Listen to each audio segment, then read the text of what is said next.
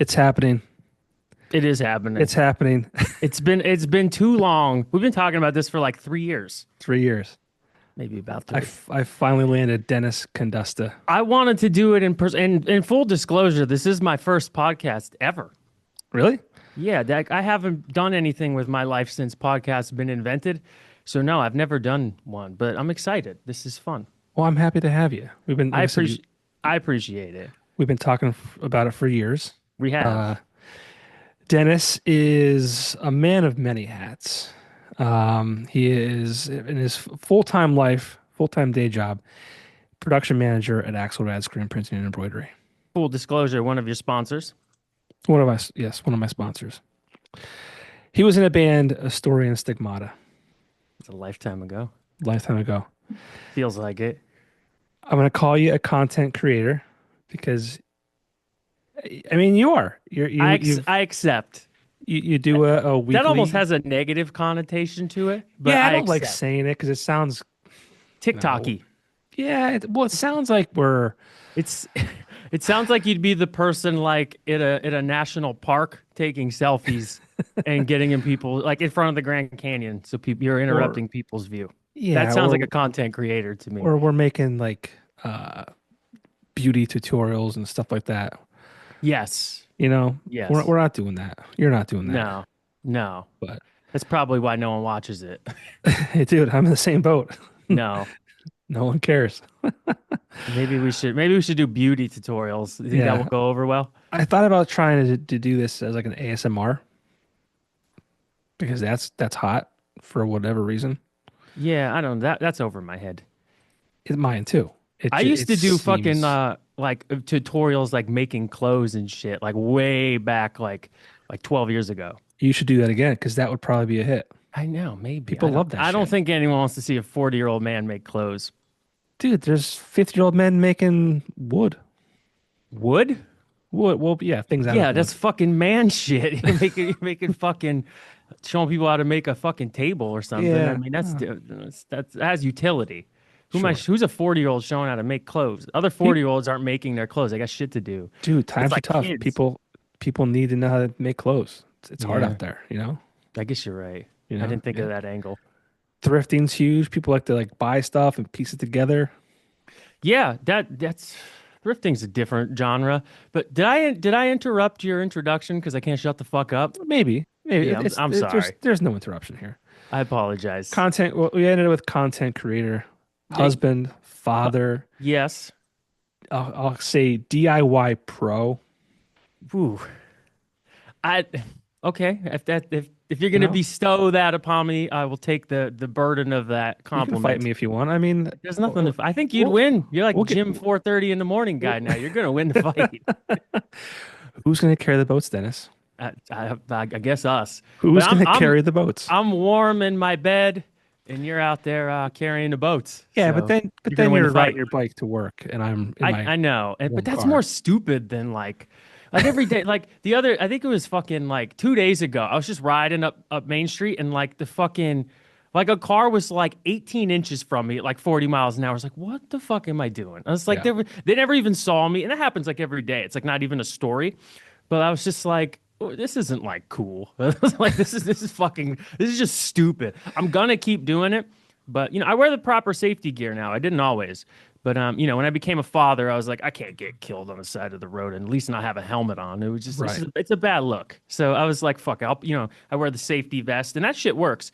But yeah, I do ride my bike to work every day. But that's just more of like a mental illness thing than like athleticism. It is. It really like I don't even think about why I do it. It's snowing. I like go past two cars in my driveway and I was like, guess I'm riding my bike today. My wife's like, this fucking she still offers me rides. Like still. She's like, do you want it? She knows I'm never gonna take the ride, but she still offers me them. Guess that's how you nice. know the marriage is strong, you know? There you She go. stops offering rides. I'll be looking for the divorce papers in the mailbox. That'll be my cue. Ride your bike to the mailbox and see them. Yep. Okay, but anyway, I accept and appreciate those compliments. And then, well, the last one. Speaking of bikes, we'll call you a BMX rider. Yes, I still do. So that was my first love, like way from the beginning. And it was the first thing I really immersed myself in as like a teenager in my early 20s. And I still actually do it, which is like really fucking weird. Like once or twice a week. But you know, it's something I could do with my son too, so I kind of brought it back for that aspect. But yeah, that I can't believe I do still do that. It's like, Not only do you ride, I mean, like, aren't you like building ramps and shit too? yeah, I still do that. Yeah. And it's like I don't so it's like a summer thing because we just do it at the trails in the woods. And then like on like a Saturday in the summer, I'm like slapping a dirt jump together in the woods. I'm like, what the fuck am I doing? I'm like, I'm still doing this. But it's good. I don't know. It's good for your psyche, and it's good to, I don't know. I don't want to say stay young, but in essence, it is like it's like athletic, but it's like pointless. And I like the fact that it's stupid. Like, what am I if I break my leg in the woods, like riding a BMX bike it's fucking stupid. And I kind of like that. Like, I like that idea of it that you're doing something that's like purposely reckless. Yeah. Like you go to the gym, and I respect that, and I do similar things, but like that has a point. You're like, you know, you're fucking that's good for you. I'm like, it's not good for you to jump a fucking BMX bike in the woods. Like, if I get hurt, I was just like, what were you doing? It's like, I don't know. I don't know why I was doing that. Yeah, I guess it's not cool at your age anymore, It's right? not, it's not. And I kind of like that aspect of it. Like, this is so stupid. Like, this is so dumb. Well, do you have like a younger generation being like, whoa, that old guy just So what's interesting, and not to get into it too far, because I don't know how interesting the topic of BMX is, but the you know the younger generations changed in every aspect, and the way I still do BMX, so like dirt jumps in the woods, is like a thing of the past. Like it's like dinosaurs are the only ones who still do it because you have to go into the woods and fucking build the shit with a shovel, and like kids don't really lean towards those types of things anymore. So the kids coming up are in more like controlled, trained environments where they're at like skate parks and stuff, and they're not really out in the woods digging holes. Which we did that, you know, in the 90s and 2000s, and that's still kind of just the way I do it because I'm not like progressing myself as a BMX rider. I'm just sustaining what I can do, trying not to break my leg. So the way I did it is very antiquated. It's not, you know, it's not for young guys. So no, there's not really young guys out there like, look at this old guy shredding. Because they're just, and it's like anything. The young people are just, especially with having so much content on their phone and seeing like what other people can do. They progress so quickly and so fast. Just being immersed with like what other BMX riders all around the world are doing and seeing it instantaneously. Like they progress so much more quickly that what I did that was considered professional 20 years ago is literally like entry level for a 14-year-old today. That's how much it changed. And I think that's true of almost everything. everything, dude? Every sport. But and BMX is the one I know the most about. And it's just like no one's looking at me being like, yeah, he's ripping. They're like, that dude needs to fucking hang it up. But it's still fun. I still enjoy it. Hanging up. It's not lost on me. I always say like we're kind of like that generation that was like I don't know how to explain this. And I should probably stop trying to, but like so our parents, right? Like they're set in their ways. I mean, Boomers. yeah, I mean, like, Booming. yeah, like nothing phases them. If they get on the internet, cool. If not, no big deal. Whatever. Like we're in this generation where we had half our lives growing up like in the woods doing shit, and then half our lives with the internet. Yeah. Kids now, it's just all internet. And like, Yeah. and like we're kind of like in this like holding pattern. I feel almost like a test rodent in between like our parents and like the generation after us because I'll get into like my son doing baseball. The stuff that he's doing is just wild. The stuff that the kids his age, 7, 8, 9, the way they're hitting the ball is just insane. But they have guidance. Like when I Yeah. was growing up, and you can probably relate. The coach would come. He would have his big black bag. He'd dump it. You'd share helmets. You'd Yeah. grab a bat. If their bat was too heavy or too long, you choked up. And Yeah. the most of the guidance we got was like, elbow up, elbow Mhm. up. Now these kids now, dude, Yeah. I it's know. I'm a coach load, myself. yeah, I load and know. launch and Yeah. elbow like high through the swing, and like I'm seeing it, and as I'm seeing it, I'm like, wow, that would have been really useful growing up. Yes. So there's so many levels to everything you just said that I actually don't even know where to start. But yes, I agree. Since we're about you're like a slightly older than me, A little bit, that yeah. we are the generation 100%, and I would argue the greatest generation, but that's yet to be seen, who truly transitioned from analog to digital. Like I clearly remember times in my life when you left the house and you were fucking gone. Like Hmm. you were even into our early 20s, like when you went to meet your friends, like is anyone going to be there tonight? Like there was still an element of, I remember that clearly. And that obviously changed very quickly. And we were part of the change too. And still young enough to embrace it. But the funny thing is when you brought up, and I think about this concept often, when you talked about how our parents were and like how we're different, like I think about this because, well, first of all, think about who raised our parents. Like our grandparents' generation, like those fucking people were hardly human. Like the shit they went through. Like the Yeah, fucking my grandfather was in 3 wars and the other yeah. one was in like 2. Like what the fuck is that? Like I remember when he passed not too long ago. It was 2021. And the fucking guys came and shot the guns and shit. And he had on his little tombstone, it said, World War II, Korea and Vietnam. I was like, this motherfucker was in 3. Why he didn't talk about it, obviously, because he didn't talk much, and that's Hmm. probably why. But those people, like with this whole other view, like they had their foot in like the fucking old world, Yeah. like when shit was not legit, like imagine what their parents were like they were all orphans. Like no one even really know. Like every grandparent I know like didn't have parents. Like they fucking like fell out of the sky, and they were raised like in the old way where it was seriously like I think the boomers, our parents, were really the first people who had like a comfortable life. Like the Yeah. first one, they didn't know what the fuck to do with it. They still don't, in my opinion. And they raised us like in this transitional period where they're like, and I'm gonna tell you how I have evidence of this because I thought about this a lot lately. Like, where they're the transitional period where they didn't really understand the world the way we do. Like, they didn't understand what like preservatives were in food, and like, maybe you shouldn't eat Wendy's 3 days a week. Like, they had no fucking idea. None of that stuff was like even out yet. And so, to backtrack a little bit, I'm gonna fucking rant. So you got to stop me whenever you can. I'm gonna make your job really easy tonight. I I was in love the it. fucking Wyoming Valley Mall with my son. Like this was like a year ago, and I might have told the story in a video that I did.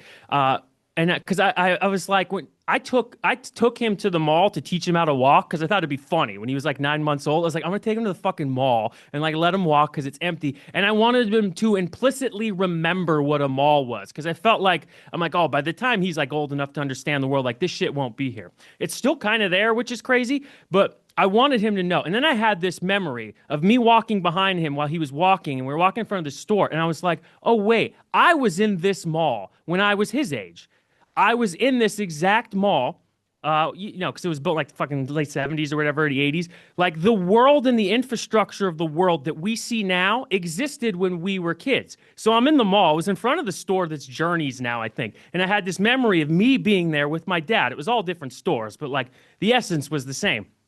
And my son was in front of me, and I was like, whoa, this is like a generation. Like I was with, whatever, the bullshit. And then I thought, my dad was not at the mall with his dad because there was no fucking mall. Right. Like the rate, and I know it sounds so simple, but the rate that the world changed from our grandparents' generation to our parents' generation, like infrastructurally, was substantial. Like the cars changed more, like the houses changed more, the buildings, like everything you see kind of changed faster because at that time we were focused on the external, the material world. In our lifetime, it's the same mall, but our phones and our pockets, our technology, our ways of communicating is where we put all our like human energy into. And that's really the only aspect that in the past 20 years that's just fucking phenomenal. And I'm not denigrating, technological advances, but like the mall's the same fucking thing. So my son essentially is growing up in the same world that I did in a material, tangible sense.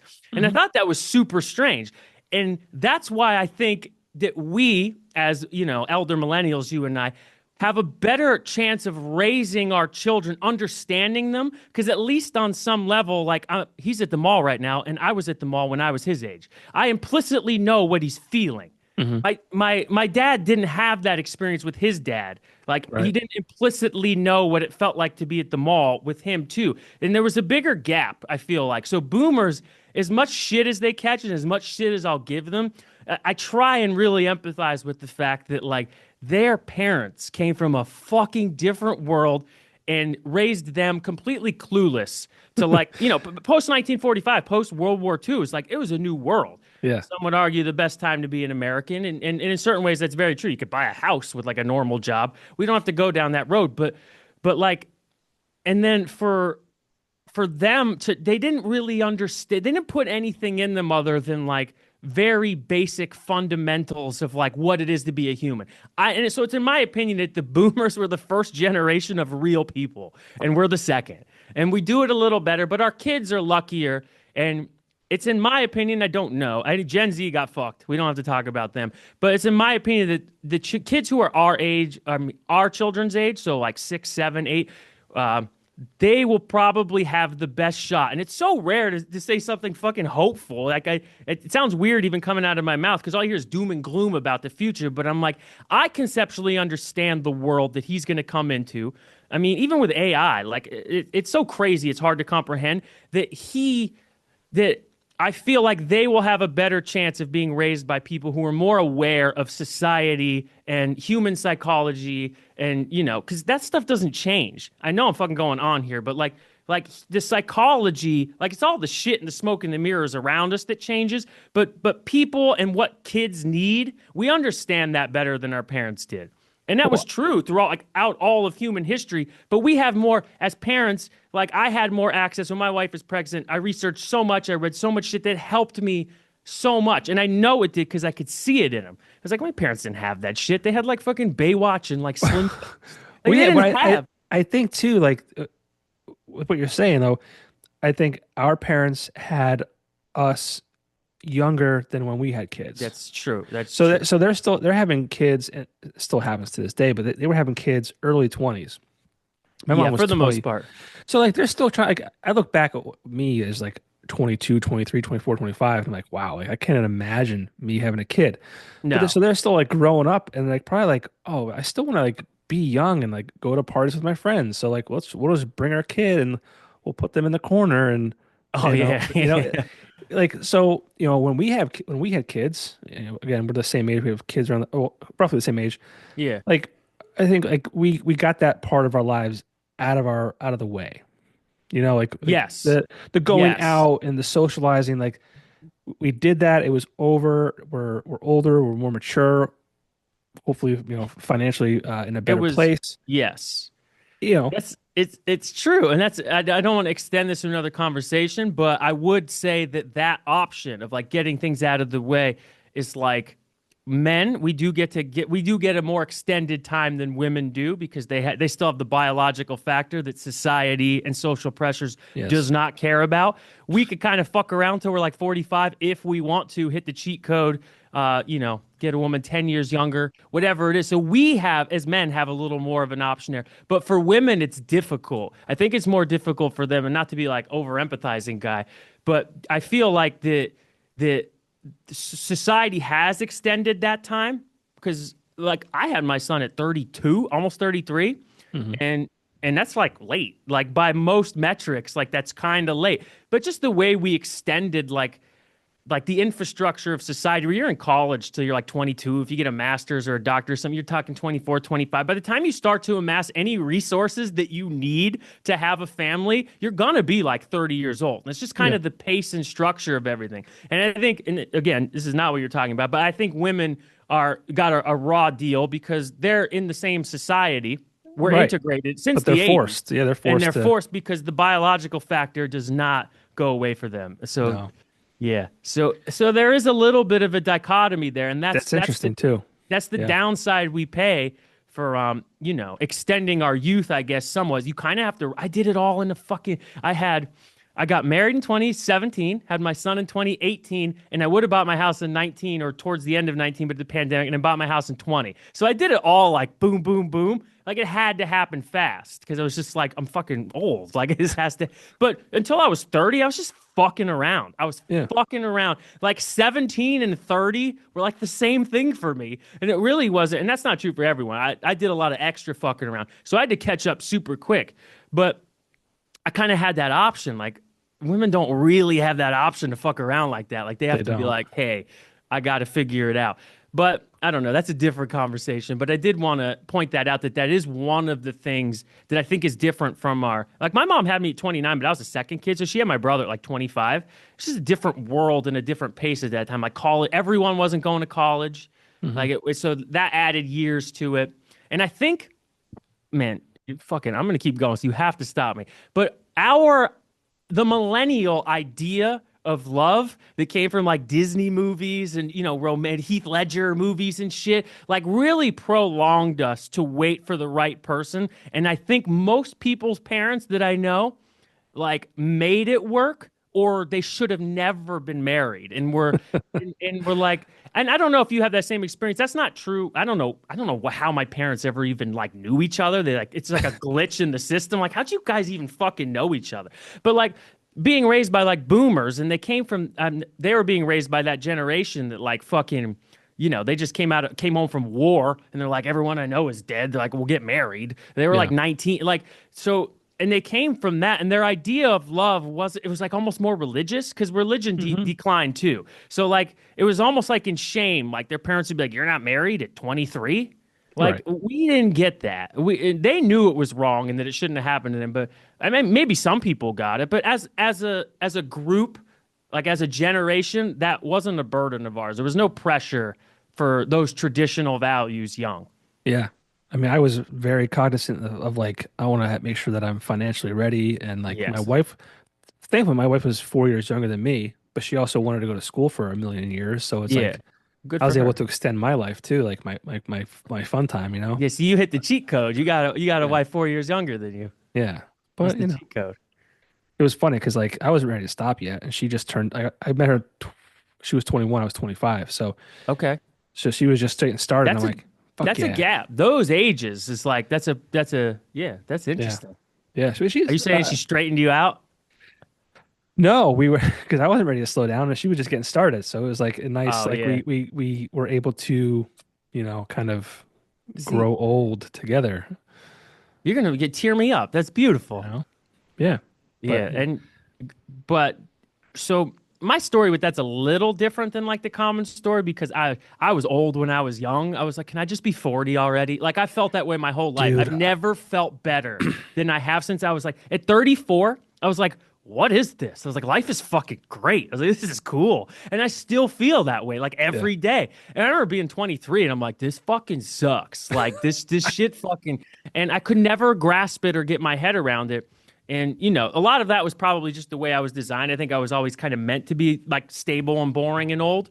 But then also as you age, and I recently just did a video about this. I don't know if you watched it, but as you age, like the weight of youth sheds off of you and you just feel better. Like there's not mysteries in life. Like, who am I going to marry? How many kids am I going to have? Where am I going to live? What's my job? Like as you age, you start to know those things. All those big questions get answered and they fall off your shoulders and it just feels fucking good. Yeah, but on the other side of that, dude, like Uh-oh. I when I was younger, I loved the unknown. Like Really? that to me was, yeah, I mean, like I'm thinking about going when if you went out that night with your buddies or whatever it might, you just went and did something like you never knew what was going to happen. And the unknown Yeah. was like the exciting part. Like you could have met your wife at that time, or you could have like woke up in a Yeah. ditch or whatever it might be. Like the unknown to me was like just fun. Really, even like the big existential unknown, like we still don't know how we're gonna die. Like me and you No, sitting here, we don't know that. could happen But right like now. when you're younger, there's a lot more of those big questions of like, who am I that you don't know? Like when you're like 19, like I know what you're saying, and I think you're speaking more acutely. Like when you're leaving the house and you're like, anything could happen. When you're young, that's Yes. fucking true. That's not true for us now. Yeah, anything can No. happen. Like a fucking meteor could fall out Yeah, of I the could sky, or fucking get like in you a get car a accident. Yeah. yeah, like that's the shit that happens when you're 40. But you're not gonna like. I don't know what you mean. Like you're not gonna meet like, oh, there she is. Like like it's not gonna happen. And Yeah. it's I like it better. Fuck that shit. But I understand where you're coming from, but I Yeah. like the boringness of being old. Because I've always been so interested in like the internal world and like thinking about fucking bullshit. And I'm my mind is so freed up to like just think about like I don't know, fucking like exes like Friedrich Nietzsche. Like let's ponder Nietzsche today. Like I have so much. I always loved that more than like anything else, and I have so much more room and space for that And, being a parent is the absolute, in my opinion, like the best thing ever.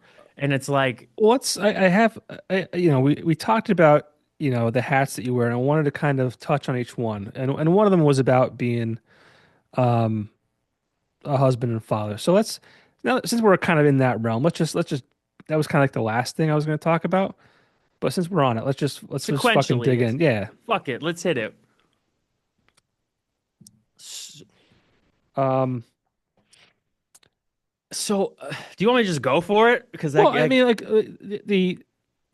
I wanted you to I wanted you to talk about like, meeting your wife and then, how that all happened because I'm yes. always interested in like how people meet, right? So I tell the story, and so I met my wife in 2012, it's actually a very fascinating year because this is right before smartphones really became what they became, and right before like dating apps were popular. So it was really kind of still like no one was on fucking dating apps in 2012. I don't know if they were out, but it might have been really new. I didn't really hear about them until 2014. So I met my wife. We actually went to high school together. I'll tell the story short. And she tells everyone she was obsessed with me at that time. It's her favorite story to tell. I think that I'm an extra in her story because she just willed our marriage. I make that joke all the time. But we had met. So I was in like a 4-year relationship that ended earlier in 2012. So I was single for like 6 months, and then I was scrolling through Facebook. Like this is on a fucking desktop computer, and it was at that time where it was like you would see so and so commented on this picture or whatever. I wasn't friends with her, but on Facebook. But and I had not talked to her up to that point, and someone like commented on her picture, or whatever. And I was just scrolling down, and I love dark brunettes. Michelle Branch is my first crush. Like when I was in high school, I was like, "What is that?" I felt like Hollywood and women in movies and stuff never really spoke to me. I have a very specific type. And wide face, the whole fucking, it's very, very specific. But my wife, I was scrolling through the picture, I was like, who the fuck is that? I was like, who is this person? And then I was like, okay. And I went to her profile and it said that she was in a relationship. So I was like, all right, I'll let it go. I'll let it go. And then like 2 or 3 months later, and I didn't talk to her. I didn't say anything. 2 or 3 months later, I went back and said she wasn't in a relationship. And I was like, fuck, all right, it's going It's down. time. And then I was at Donahue's, the famed Donahue's in Oh, downtown Wilkes-Barre, maybe a month after that. And I was with DJ Laurie, and we went to the bar. I was just doing bar shit. I was 26, and I saw her there, and I was like, it's over. She's done. I was like, I'm going in, and it's happening, tonight. And it did. I was just like, there she is. Like, it just the attraction level was evident from the beginning, and I was like, it's done. And then I went over, we talked, and then that was it. A couple years later, we were married. It's just like it was always felt like right in every way, and I guess it was mutual apparently long before I thought that way. But it's always felt. I don't know if I told that story too long, but so we met. I guess that's 13 years ago now. We've been married 8 years almost, but we met 13 years ago, and I was playing in a band at that time. So I was the same exact person that I am now, but I like didn't have a job or money. So she took a fucking gamble on me, that's for sure. And I always tell her that I respect her for doing that. But we met, and it was kind of like this implicit attraction, and it's kind of stayed the whole time, like that fundamental like attraction. And I was very lucky. I think we're both very lucky to find that. And it feels good in a marriage to be like, I'm not lucky, she's not lucky. It's like we're both just lucky. Like, and it feels mutual, like a built-in mutual respect. Because I think in my observable truth, a lot of marriages and relationships, like someone's lucky to be there, and that creates this tense dynamic. And if people are lucky enough to get away with it. So that's the part. Relationships are hard and they're constant work. I know that. So none of that part is luck. But if you're lucky enough to meet someone you have like an implicit connection with, like I did, then that part's luck. You still have to work on it like a motherfucker. Nothing comes easy. Nothing. no, But no. it's harder than ever, sometimes. Yeah, it's always So, hard. so when you saw her, I mean, like you saw her like, oh, this is what I am interested in. Like, when you started talking to her, was that like even like did that it all match up? Like, was it even better because like you knew her personality? Like, yeah, yes. And I had never talked to her at that point, but it just worked. And like I was like, I know. I'm a little over, I guess I can come off as overconfident, but I just don't see the world in terms of like, oh, I'm better than anyone or anything. Well, you look I'm like Ashton Kutcher, so like you got that going for you. it wasn't that though. It's I like know. I'm like I'm just saying. like I could come off as like arrogant, and I Yeah, understand it's not lost on me that that's true, and I could see how someone would be like, "Fuck that dude." I understand that entirely, and I'd be like, "You're probably right," but I don't see myself or is better than anyone else, or like I don't even see the world in those terms. So it allows me to like live, I guess, in a way that presents itself as confident. So I was like, I am implicitly and genuinely and truthfully attracted to this woman. What can go wrong? She's gonna sense that. I'm not like the pickup artist, like trying to like trick her. I was like, she's gonna feel that because women are beautiful species. I think they're the much better half of the being, and they for know sure. these things. They Yeah. know the, and I'm like, she's gonna feel it, but she's not gonna deny it, and she didn't. And we're still together.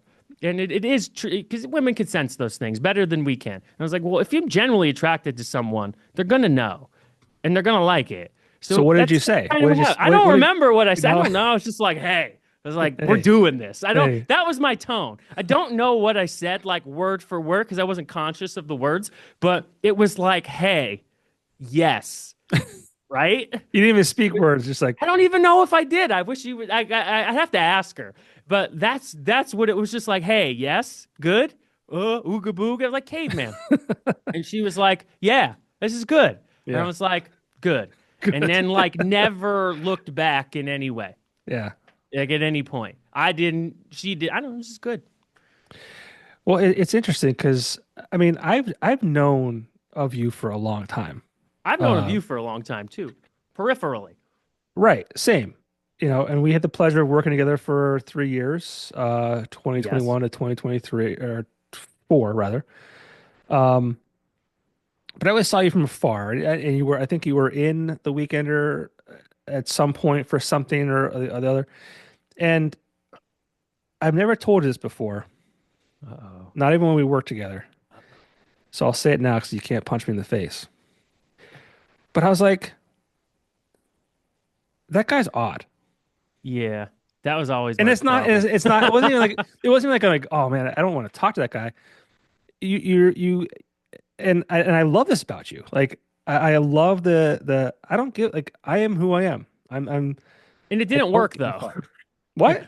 It didn't work though. Like, okay, so I know what you're saying. Like, and this is the part where my self awareness gets the best of me. Is that I always knew that I wasn't striving to be odd.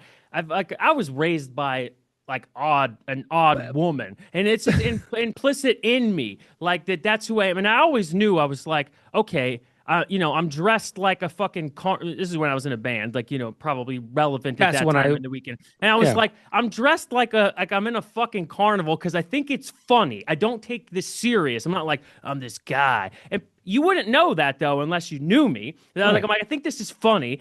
But then also I played music that like Modest Mouse was my favorite band. And I was like, what the fuck is that? I was like, you can't dress like a carnival and then play the guitar like fucking Death Cab for Cutie. And it didn't make sense. And I knew that it didn't because I don't really make sense. And I was like, okay, so I'm striving for this thing. At that time, I was very determined to make music something I did for a living. I'm glad it didn't happen. In retrospect, I'm like, thank fucking God. But at that time, I was very determined. But like, I couldn't fake anything. I couldn't be like, oh, I'm gonna lock into this genre and do this thing because that's the sure path. So I was cursed with like being like, no, I'm gonna do it, try it on my terms, and it just didn't make sense. It didn't make sense to people like, I don't know what to do with this. Like we would have people come see us like managers of other bands be like, okay, we might take this band on tour, and they'd be like, I don't know what I'm seeing. They're like, look at what is this shit? I have like a fucking what's that shit? It's that tattoo show with fucking Ink Master. I got my Ink Master shit back here. I don't even fucking. It's just it with an American flag. Like it's just I've always been dichotomous as a Yeah. person, and I didn't like hide it, and I should have, but I'm glad I didn't. But I know what you're saying and being No, like, he's odd. it's all, no, it's awesome. Like, Odd. I never knew how to like approach you. And I don't even remember when I was talking to Dave in the new building that you guys are in. And you had come up to the front. It was the building was still empty, and I You're don't know. You just like nervous. looked at me like, what the fuck's this guy doing? Like, I, Well, I, I don't know what it was, but I'm like, shit. Like, it was certainly not anything personal. I was just yeah, like, it was probably at that time, we were hiring new people. I was like, what are we doing here? Am I getting replaced? It was probably something like that. It definitely wasn't anything no, I know. personal. But no, and I understand like what you're saying because in retrospect now, like I'll still write a song here and there, but looking back at that time in my life, I'm like, oh, that didn't make sense. But I wouldn't say it though. I mean, as a musician, I think you need to have something that makes you stand out. Yeah, maybe not stand out and to the side. Maybe just Ah, stand, maybe just stand out. Maybe not stand out odd. Like there's odd like Robert Smith odd, and then there's odd like I don't know you know. if the odd's the right word I wanted to use, but I don't know. No, I think it was the right word, honestly. Yeah, I I don't think it know. was a good one. I don't know how But we got there because we're talking about your wife and that. well, you were talking about what and I had like, the way I dressed at that time. I still kind of do, but the way I dressed it like I did that all the time. Like I Right. wasn't like, "Oh, this Yeah, is you my never broke. It was No, I didn't. whenever I saw you, you were always like I don't want to say Because it in was character, like you were, but like you were. That was yeah, and like that's I who Dennis wasn't. was. Yeah, and I wasn't really in character because, like, I don't know, this is going to sound really weird. We don't have time to go in this, but I don't have like a sense of self, like a real one. Like, I don't feel like there's anything about me that isn't fluid. So I'm comfortable being a character as much as I am being anything else. I'm like, Hmm.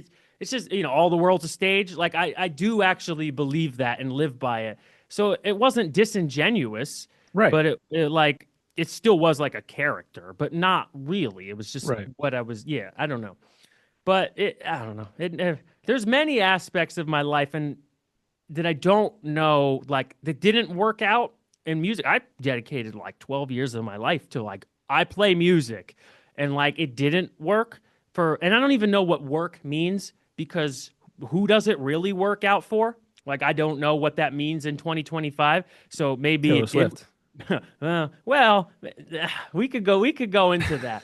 Like okay, maybe it works for her like acutely, like she has $1 billion and sells out stadiums, but like what's it like at night when the lights are off in the bed? Like I don't know. I don't Does Yeah. she feel as good as I do? Because I wake up feeling fucking great every day and I'm like, good night, son, and like everything feels fine. Everything feels proper for a 39-year-old man. And I was like, it feels I guess what I'm saying is where I'm at feels so comfortable that I don't know how that would have made it better. I don't know how if music worked out for me, it would have made my life better than it is. Because anything it would have brought me, I either don't give a shit about or already have. So you know what I'm saying? Well, you Does that might make not any have what sense? you have now. If that worked Yeah. out in Oh, a different way, you might not have what you yes. have now. I'd imagine it can only be worse. And I don't think that's true for everyone. I think, but I do feel like the things I value in life are, surprisingly simple. I don't know how I came around to just being like a 1950s traditional man, I guess, but that feels better to me than anything I've ever done. And I've Yeah. done a lot of stuff. And like it was all kind of cool, I guess, but like nothing is better than like just being like 39 and like cutting your grass. To Well, me, to me. I well, But like kids your kid, change you. Kids yeah, change you. kids absolutely change you, and I think they change people to different degrees. And they changed me. And I only have one. You got the alpha setup. You got a boy and a girl, which is like fucking the coolest thing you could have. You get your foot in both worlds. I call it the alpha setup. It's But you could terrible. have two girls. You could have two, but you get both I worlds. get But I get very one. lucky. So I have one son, but and we could talk about how kids change, but I feel like whatever you were originally asking me, we're so far from that I don't want to go any further out. Yeah. Well, I mean, I don't even remember what it was I knew this was going to happen because because you know me and you know I don't fucking stop. no. And this is exactly what I wanted because like you and I never we always talked at work, right? But we never had like we were at work, so it wasn't like we could just hang out and Yes. just shoot the shit. So um, I wanted to get to the music, and we kind of touched on that a little bit, but I wanted to finish up with the meeting your wife, getting married, and we can get into fatherhood and how that's kind of made you who you are today. And then we'll go back to the music and shit like that. But because I mean, I'm in the same boat. I mean, I cannot imagine my life without children. And Yes. you And know, there's people who don't want kids, and that's fine. rightfully, and yeah, and That's there's people who fine, can't have kids too, which is like which is sucks. terrible. I So mean, we yeah, were, you know, we probably the were, worst thing that could happen. yeah. I mean, Amanda and I were in that boat. I mean, Lincoln came easily. It was like, hey, you want to have a kid? I said, yeah, let's try. And it's like, okay, we had sex and pregnant baby. Yeah, It was literally that easy. yeah. The second one was not. There was Isn't three that losses crazy? in between the two. We had Yeah, to that's terrible. resort to IVF. Um, but that's part of the journey too. It's like Yeah, so you got the anything worth full having. experience, man. Yeah, anything worth having is like, you know, they say Yes. it's work or whatever. You know, or it just, it takes a lot of It, I mean effort. that whole process, not to cut you off and I apologize, but what you said in like 10 seconds, but there's like a whole world of like feelings and days where you felt Oh, strange or whatever in there that changed you molecularly. And yeah. it changed who the man who I'm talking to right now. And you just say it like that's true of so many things for so many people. You're just like, you know, this journey and then this happened, but like there was like months in between all of that, and like it changes who you are, and like nothing to me like when it comes to there's all types of things like that in life, death of family, all of that shit, but like when it comes to creating a life or creating a person, like it's a whole different game, and it hits you deeper and it touches a part that like you can't get to through any other experience. There's no other. Yeah, and that's so I appreciate people who don't want kids. That's fine. So do I. But what I would love to do is to be able to have them feel the joy that I have just for a day. And that's not to change their mind in any, Yeah, but just like it's such an amazing thing. So, it is. It's complicated though for people who don't want uh, kids. yeah, It's complicated. it's like, yeah, but like, what was like that like for you as like, you know, someone married and you know, was that a goal of yours to have children? Like, So because like for me, it was like I could go either way. You can have kids, great. If not, that's cool yeah, too. so it was always like a peripheral thing for me. Like I remember being in my 20s, like yeah, like a kid one day, and then like I always told myself to go back to music. That you know, if I didn't make it or whatever that meant by the time I was 30, that I'd stop, and I did. So at 30, I was like, all right, time to get a job and like do the thing, get the house, and my wife was with me the whole time. And then it was like, okay, so it was around 2017. It was like 4 years into our relation, 5 years. We were like, she was like, my wife was not interested in children. And I don't think she would mind me saying this, was not interested. But then she was like, you know, like she loved me enough that she's like, you would be a good dad. I could sense it. Like, I will have a kid. We will do it. And so it's a very conscious decision that we made. So I was like, all right, let me, you know, do some things financially. We moved into a bigger house, we rented the house at that time. And then we were like, okay, we're gonna do it. And then a similar situation to your first one, it just hit like right off the bat. And I was like, oh, I was like, whoa, crazy. And it just and like, but I knew I wanted it and she wanted it. So there was never any like looking back or any hesitation. And I remember when she told me, and I'm sure you felt this feeling that's like I wasn't like the elated, like, oh my God, baby guy. Same. I wasn't that guy. I wasn't scared either. Yeah. I was like, oh shit, I was like, here we this go, is it. motherfuckers. Like, let's go. It's like now I have to do true responsibility because, you know, for a woman to be like, I want to have your baby, she's putting a lot of trust into you. Not just like, I don't mean just in like some like provider sense or some traditional masculine. I mean, like, she's trusting you, like, hey, I trust you to be like an influence for these kids to help me through it because the mother bears the burden. Like Hmm. they do like in pregnancy. I just like had sex and then like sat there for 9 months. Like she grew, she did all the work. They Yep. do all the They work. do all the And work. they do. And I respect that about women. But so when they put that type of trust in you, it's like, hey, my stomach's gonna get bigger, and then a fucking kid's gonna fly out in 9 months, which is like crazy. Like it's as stupid as that sounds, it is fucking crazy. It's And it's crazy. like you feel the responsibility of like I have responsibility to that child, and I have responsibility to this woman who's like gonna do this thing. It's just like fucking crazy. It's like it's just, I think I still think something about pregnancy and like the fact that women have children the way they do is like more mind blowing to me than like if aliens or ghosts exist. I'm like, they grew a kid from nothing. Like this Yeah. fucking like crazy. But I felt the responsibility of that, and I was like, yeah, let's do it. And it felt good. That was the crazy thing about it. It didn't scare me. I felt like, okay, I have a purpose. I have a purpose now in my 30s that isn't like, writing a song or whatever, which was all fun. But I was like, oh, this is different. This Hmm. is like someone and another someone. Two people are going to like they don't need, the kids really need their mother, but the father plays a huge role. That's a different conversation. But you're like, It is. I'm needed. And I need to like I need everything that I do. I need to cut out the bullshit. I need to like be a positive influence to both of them. I can't stress them out. I can't stress them out on this experience. And knowing that and feeling that implicitly, I know men do have actual hormonal changes and women have way more, but during pregnancy, and I was just like, that responsibility didn't scare me. I was like, nice. I was like, this is going to be good. And I still feel that way. I think for some people, it scares them. I think for some men, and I don't know what that's like, but it's obviously true because there's so many. And I know that you being a family man as well, like, can't understand how people leave their kids. Like, that's I fucking, like, that's so out there to me. It's so foreign to me.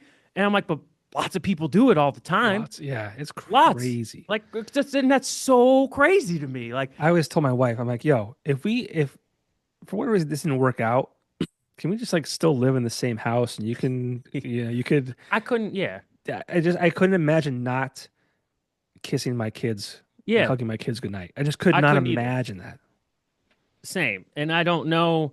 So that's proof right there that the vast difference, the way people, men specifically, interpret the same situation differently. That you were like, I cannot imagine a scenario, or I would not kiss my kid goodnight. And then at least half of the male population is like, I don't want to see my kids. Like that's Crazy. fucking Crazy. and just in that little moment. So that is evidence to me why it is such an investment for a woman to be like, I trust you enough to do this.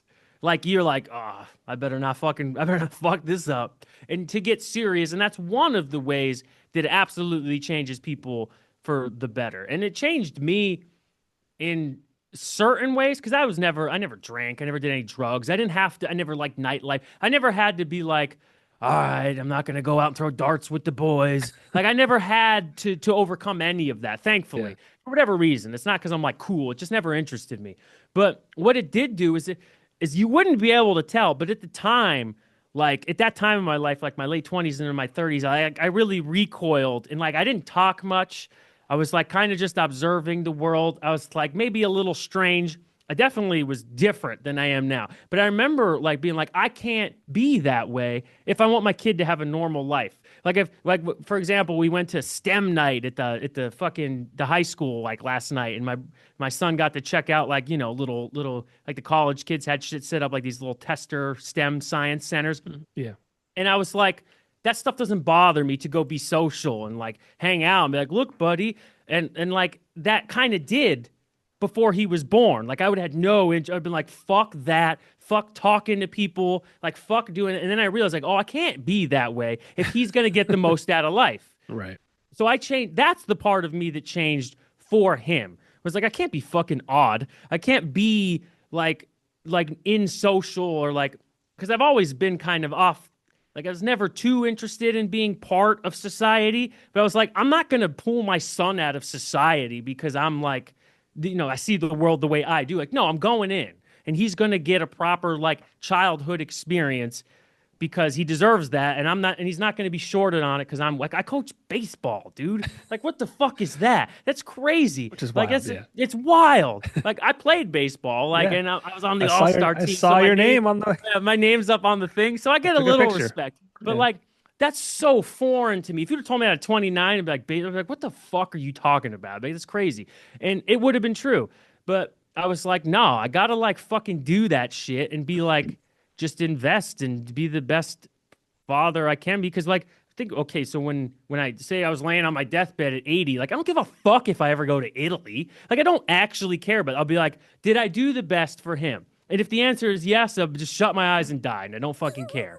I don't. But That's if you were like, oh what, oh I should have got that promotion, and that's such a cliche thing to say, but like, and I do pursue all that stuff, but like I don't fucking like that doesn't well, it might be a good time to talk about uh, something you saw me post. Oh, Liz, I knew it. I kind of half brought this up. Yeah. Yes, the thing you said specifically, and I agreed with you to an extent. You said that, all you cared about was being an influence to your children, being with your children, which I respect.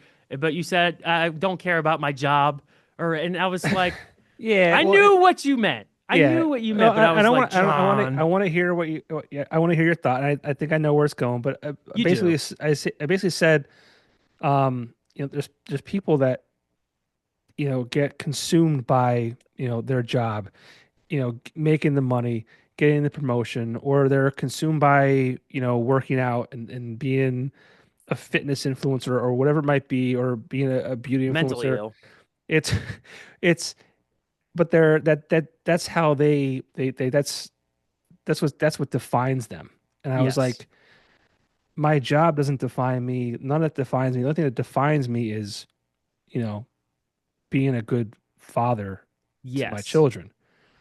And you're like, Well, obviously, I can't argue with it when you frame it that way, and the sentiment is correct. But what I was saying is as a father. So first of all, I got to go back a little bit. So mothers are implicitly like important to children, and for the woman to carry to be the mother, the feminine role, whatever it is. But as a dad, the way that we take care of children, like we don't have breast milk. So we take care of them through the mechanism of society, through the mechanism of the world. We don't have anything implicitly that they need. A kid needs the mother's love, the whole thing. If they grew them. Our job is to go out there and like get shit or bring it back or live in a way that's an example. And that's my opinion. So, and one of the ways that we do that is by what me and you do when we leave the house is the example, and it is what we do for our children. So, I over literally took what you said because I knew what you meant, and I was like, your job is your advancing at your job, not advancing at your job. Those are all like, implicit messages to your family. To like, hey, I go to work and I go to sleep under the stairs when I get there, and I don't really care to like advance. And hey, honey, we got to cut back on the turning the heat up because I can't afford it. That's a message, and it's a message from like a father. It's a message from like, and I know I'm going like way deep into this, but go deep.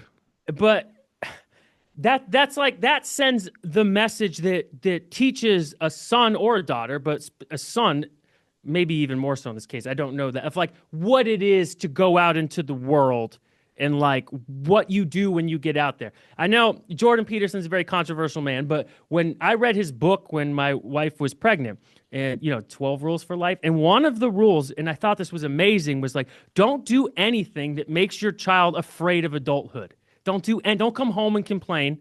Don't do anything that makes them be like, I don't want to grow up because it gives them Peter Pan syndrome, whatever he Right. says. And so I always felt like that whatever I did when I left the house was like, that was my message. Even though I wasn't with him, he needed to know that like, that's what dad does. He goes out there and he comes back. And that's the example I have of what a person is in the world. The mom is the example of like right here, right now, what love is, what Caretaker, all of yeah. that shit. Yes, the very right here, and the father is the like what the world is. Like this is what it's like out there, and to live in that world, and to do the best you can in that world. Maybe if it's for yourself or not, but indirectly, I believe that it directly influences the way you fit into the family. And again, this is obviously isn't about you, and I was half joking Yes, when I yeah, I said know. that, but because you explained it a little differently this time, but I was like, the most Sorry. important thing a man maybe can do for his family, since we can't do that, we're not going to replace anything the mother does, is go out and just live proper to the best. And one of the ways you could do that is be good at your job, be good at assimilating into society. So that example is had for the children. So I do care about my job, even if I don't. I make T-shirts. Like who gives a fuck about? No one gives a fuck about Dude, T-shirts. But I'm gonna wake up and I'm gonna do whatever the fuck it is to the best of my ability, the best that I can, because not only will you excel there and it'll be the best for that company, but then I come home and my son is like, wherever he was, he did the best. today. And I'm like, Right. that's double-edged important. So I think,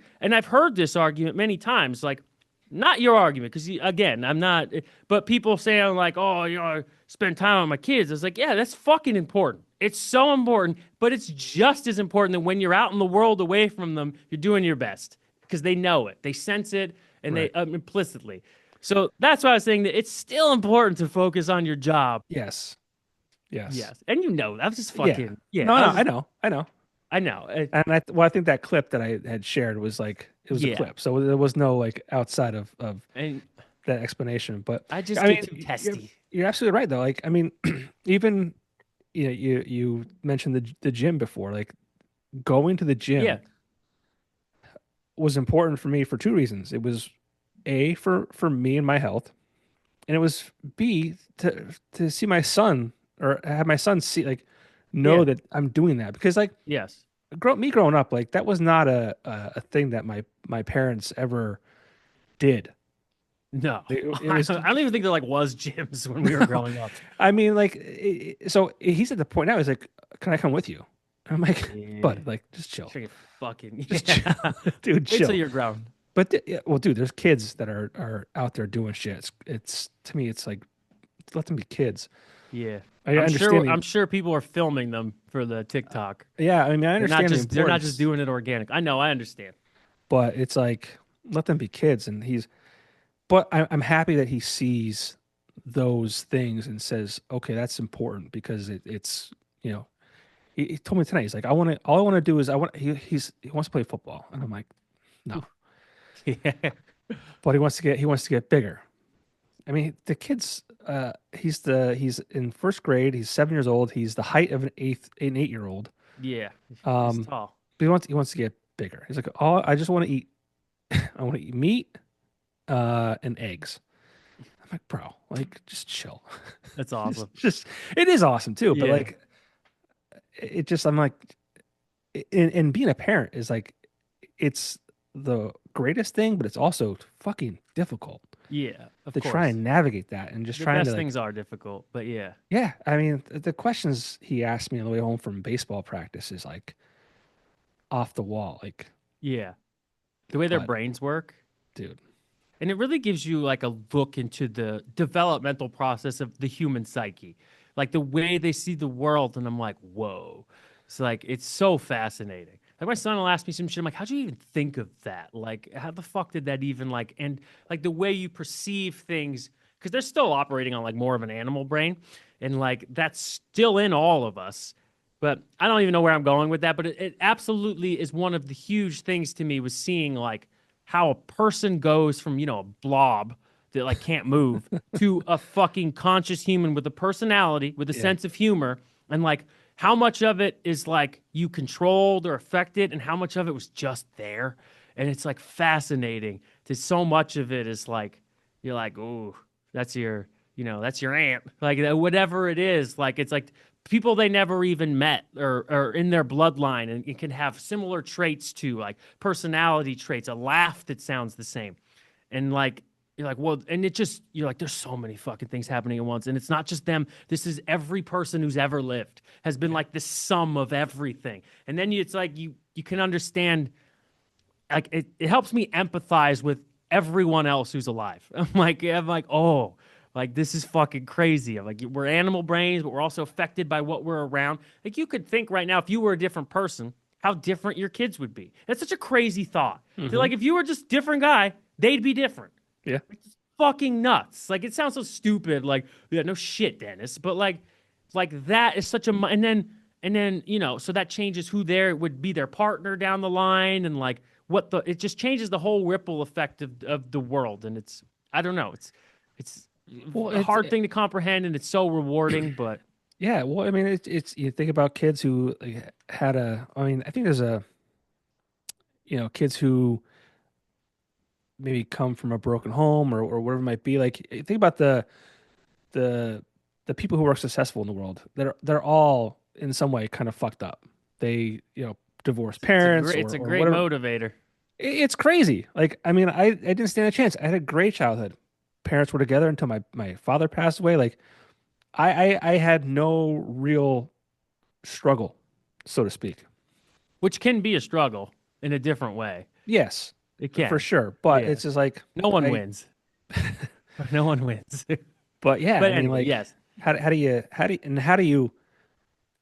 like how do you are you consciously um Yeah, see, so I know what you're saying. I think about that a lot because, like, you could take a person who's like, like Batman, and both their parents died in a wreck when they were young, and then they become some type of like super successful, I invented treadmills person, or like they can be, the fucking homeless person at Skid Row in L.A., like screaming into the sky, and when they told you that story, both would make sense. You'd be like, yeah, why is that guy screaming into the sky? Like, both his parents died when he was yeah. 3. You'd be like, and he'd be like, why is that guy so successful at the top of that building? And both his parents died when he was 3. You'd be like, It's so like it's really how a person their natural temperament reacts to the dynamic around them, and you're just like, this is infinitely complicated. And I But learned that from being a parent. yeah, but does that come from like Are we about to go nature versus well nurture? no, I mean no, but it's, the question is let's just say it happens super young and you didn't even have time to influence them enough to where it's like Oh, that's okay, such a big deal. Yeah. right, but like how does it happen? I don't even know. It's just crazy. I don't know. I think there's a something in us all, like a pinball machine. Like there's the pinball moving around, but these things are like in us. And like the way it hits it and why it's like the way like my son will react to me in certain ways about certain things, and I'm like, oh, I know that temperament. I was like, that's me, or that's part of me, or that's part of your mother, that's part of like Yeah. your aunt or your whoever. And I'm like, so I know that, and now I know how to treat you to navigate that. I know I'm like, oh, you're stubborn when it comes to these things. And if I push that button, it's not going to do any good for anyone. But if I go around it this way and get it a certain way, and I know how to navigate your natural temperament, we can work that out of you because it's a negative thing. But like that goes back to the earlier conversation about us as millennials being much more conscious of what we're doing. But it is like, and people without kids or something will be like, oh, I want my kids to be like this. It's like, you never fucking met them. You don't know them. And I Right. always said that. I was like, even my son was like 9 months old. I was like, I don't know him yet. Like I have to wait to see what he becomes. And then like you have this idea of what you want your children or your family to be. And then you have to wait and see like who they are naturally and then work that. You can't just be like bestow these things on them and think that's going to mold them, because we know that doesn't work. Like it's Right. evident throughout life everywhere that doesn't work. You kind of like, I have this idea. It's like a boxing match. Like I have this idea, but let me see who you are. And I'll bob and weave or hit you this side. And like that dance, like changed the way. And I learned it from being a parent and seeing a human being go, change the way I see everyone on earth and every person in a different light of being like, oh, everyone is that. Everyone is the both those things. And it really, that's one of the ways it changed me, is it changed the way I perceive other people, for sure. Do you ever wonder if you're not doing a good job? No, yes. Yeah, Does it yeah. scare you? Like, Yes, there's certain things where I'm like, I gotta watch that, but I don't know how to play it because, as I'm sure you know, this is it. Like you don't want to be a bad guy, and we know parents who won't be the bad guy, and you see where the kid ends up. Like you yeah, have at some point you got to be like, all right, motherfucker, like I'm gonna punish you, and this is what it's gonna be. I don't want to do this, no, but I have to. I have to do this to you, and sometimes I worry that I don't. I always say I try to make the balance of, the gentle parent mixed with however the fuck my parents were raised by those heathens. I'm like, yeah, I want to be right there in the middle. I want you to be like, okay, I could talk to this guy, but he'll also fucking kill me. Like, I'm also scared of him. Like, that's two things need to happen, in my opinion. I don't know, it's an experiment. But one thing I do worry about is like missing certain cues, like missing certain things. I'm like, that's a red flag, but I'm not seeing it. It's almost like like me. I'm sure you've seen this at some point, like at a birthday party or something, where you're seeing like a kid does something and his parents just not picking up on it. You're like, yo, they should be telling that kid you don't hit the girl, like right. whatever. You don't steal other kids' shit. You don't eat their food. And you're like, did the parents just not picking up on it? I'm like, what am I not picking up on? Is there anything I'm missing that Yeah. someone else would be like, yo, you fucking idiot? And I'm missing it, and I'm raising like a little demon or something. Like I try to be as conscious as I can, but I worry that like I'm like, am I that guy too? That like I'm doing something that like Yeah. I'm not seeing as a problem, but it like so clearly is for everyone. It's a strange thing to say, but that is Yeah, something I think I about a get it. lot. I get it. Yeah. It's it's a challenge. There's sometimes I forget what it was that happened recently that I reacted to a situation. It wasn't even like him, my son. I think it was maybe been the dog, and it Dogs. like ate at me for a day. Like I'm like, shit, did I do like did I handle it the wrong way? Yeah. Like he's gonna see that and think that's how you react. Like that the fucking dog for me, dude.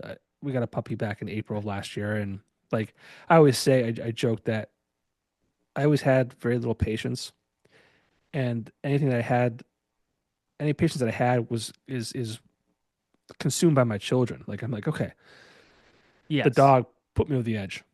Yeah. It just right Yeah. over the edge. So I just don't have the patience for uh, an animal who won't listen sometimes, and Are it's you trying just to get canceled, John? People love dogs. I know they do. I People do. love dogs. I Man. and I do love our dog. I Yeah, I do, know. but in the same sense, How like dare you get frustrated with your dog? I always say, dude, like Dogs dogs. are frustrating. Well, they're what do I say? They're Yeah, in dogs my are. opinion, when you have two young children in your house, like what the fuck's the dog doing? That's just my opinion. It's crap. I'm like, you got a dog shitting in the yard or whatever. I'm like, you got the kids here. Like, my wife's fucking like Queen Animal Planet, and I Yeah, always had this other opinion. I was like, what the fuck are we doing? It's like, the dogs are cool. I don't have anything against them, but I get what you're saying. The sentiment of like, I'm focused on like these two things that I have to be focused on, and then like yeah, the that dog's are just gonna like, that are going to like hopefully like outlive this fucking animal for decades it's upon tough decades. balance. And I I always say know. that like dogs are dumb and they're needy. And I say not that they're dumb that they can't learn. They're very Yes. smart in that aspect, but they'll eat literally anything, Yes. and they're just needy. And like that's like for me, like, even humans who are needy is a turnoff for me, Yes. guy or girl. Like if you're a needy individual, like it's just like a it's just So you don't like your resources being eaten up by bullshit. yeah, And it just get out of here. I agree with you. it's a weakness to me. It's like this neediness. Like, oh, I need love. I need like attention. I He need love like need it. Like need Morrissey. it. Like I need Yeah. this. Like so I I don't know. understand what you're saying because those are people who pull inward. It's like a vortex, like I need instead of the outward. I understand what you're saying. I could see how you'd be Yeah. I guess I'm put off by that too. Yeah. I don't even know how we got on the dog, but Well, you were talking about the you setting the example and like I guess you got frustrated with the oh yeah, dog. yeah, You're yeah, like, did yeah. I handle Yes. that right? But yeah, it's constantly like always trying to be the best version of yourself to show your children how to handle situations or how to respond to things, and it just Yeah, it's it's a tough. lot. You know, I know when I do the wrong one, I'm like, fuck. So I Yeah. don't double down on it like my dad would have. He'd been like, shut up. Yeah. I'm like, buddy, I was out of line. I was like, that's not Yeah. how you do it. You I've know, done the dad, same thing. yeah. I'm like, Good for dad you. was wrong on that one. I'm out of line. Yeah. Yeah. And I I, think have I always think, said, I'm like, hey, dude, like I handled it the wrong way, and I'm sorry, like whatever. yeah. But again, This is- I think that goes into, who we are as people in this generation, Yes. and how we're Yes. able to acknowledge it, Yes. say This we're seems to be the sorry. thread of this conversation is that we're at an interesting age and time where we understand like the old world and the new world and trying to balance them Yeah. together. Yeah. It's it's a struggle. It is. It's a struggle. But So that's one of the hats. enough of the family stuff. People are probably bored with this by now, but I don't know. You know, it's I hope not. I hope not. I mean, I think it's important stuff that we, people are going through, but one thing I did want to talk about, and we touched on it a little bit, but your band life, your goal to be a musician, Astorian Stigmata. I'm not sure if you had bands prior to that or not, but no. um, I mean. I just shared on my story today one of your songs because I think it's awesome. Thank you.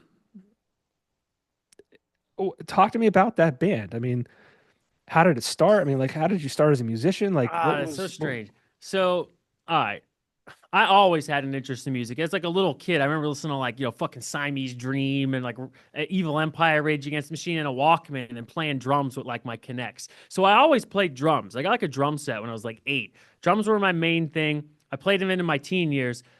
When I was 16 years old, I won a BMX contest that was sponsored by Fender, and they gave me a guitar. And then 2 years later, I blew out my knee for the first time. So, and back then they did the surgery. Like, you didn't walk for fucking like 9 months. You weren't recovered. And the guitar was on my wall. And I was like, fuck it, I'll learn to play the guitar. I was 17. So I started playing guitar actually pretty late comparatively. And my favorite band at that time was Modest Mouse. And the first song I learned to play was Dramamine by Modest Mouse. And it's like every song I ever wrote was just a rip off in some way of that. So it developed my whole entire, the way I would hold my hand, the way I would play. It developed everything. So, and then I put the guitar down for like until I was like 19. And I was like playing my drums. I was like, I want to try writing a song. I was like, but I don't really know how to play guitar a little bit. So I would like write songs in my head, and this was 2005. This is before people could just record like on anything. And I was like, "Fuck, how do I do this?" So I like bought the recording equipment. I taught myself how to mix and master. I would just sit there like all night when I wasn't at parties or whatever, and like taught myself how to record. And at that time, like MySpace was happening, so I started uploading songs to MySpace. Well, I was writing songs for like 2 years, and then my dad died in '07, in March of '07, and I was writing songs up to that point, but I was kind of like scared to sing. And I had tons of demos. It's just what I did. I just wrote songs all night, and like I played the drums to them. So I played every single instrument, and I recorded them, mixed them. And when my dad died, I was like, "Fuck it!" I was like, "I'm gonna start putting them out." It was like for some reason, it was like my shave the head moment, and I did. I put them on. I started putting them on MySpace, and at that time, it was like I was in college. It was like a big deal. Like you went to into class the next day, and people were like, "You have a song?" Like everyone didn't have songs then because they didn't know how to record. It was still hard to do. So I was doing that, and then I would put out songs for like up until 2008. I'd put out songs like just singles on MySpace like once a month, and I made records, and I had written like 60 songs or so by myself that I produced, mixed, mastered, put out, did all the shit, whatever. And it was very like indie-esque at that time.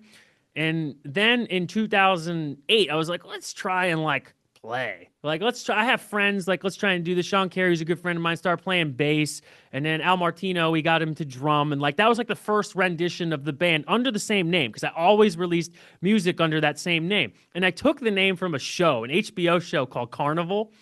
It was one of my favorite fucking shows of all time. There was an episode called Road to Astoria, and I was like, yeah, I like that word. And I was like, what sounds good with it? And it's just an odd name. It's like stupid, but I always like the way things look phonetically. And I was like, I like the way that looks, but no one ever remembered it, so it wasn't a good idea. But like, and then, so after a few years of doing that, and I had songs. I had songs that were like ready to play. So we started as a three-piece with us three. And then we played our first show at Cafe Metropolis, of course, in like 2009. So I've been like recording for 4 years before I ever played a show. I was like 23, first time I played on stage.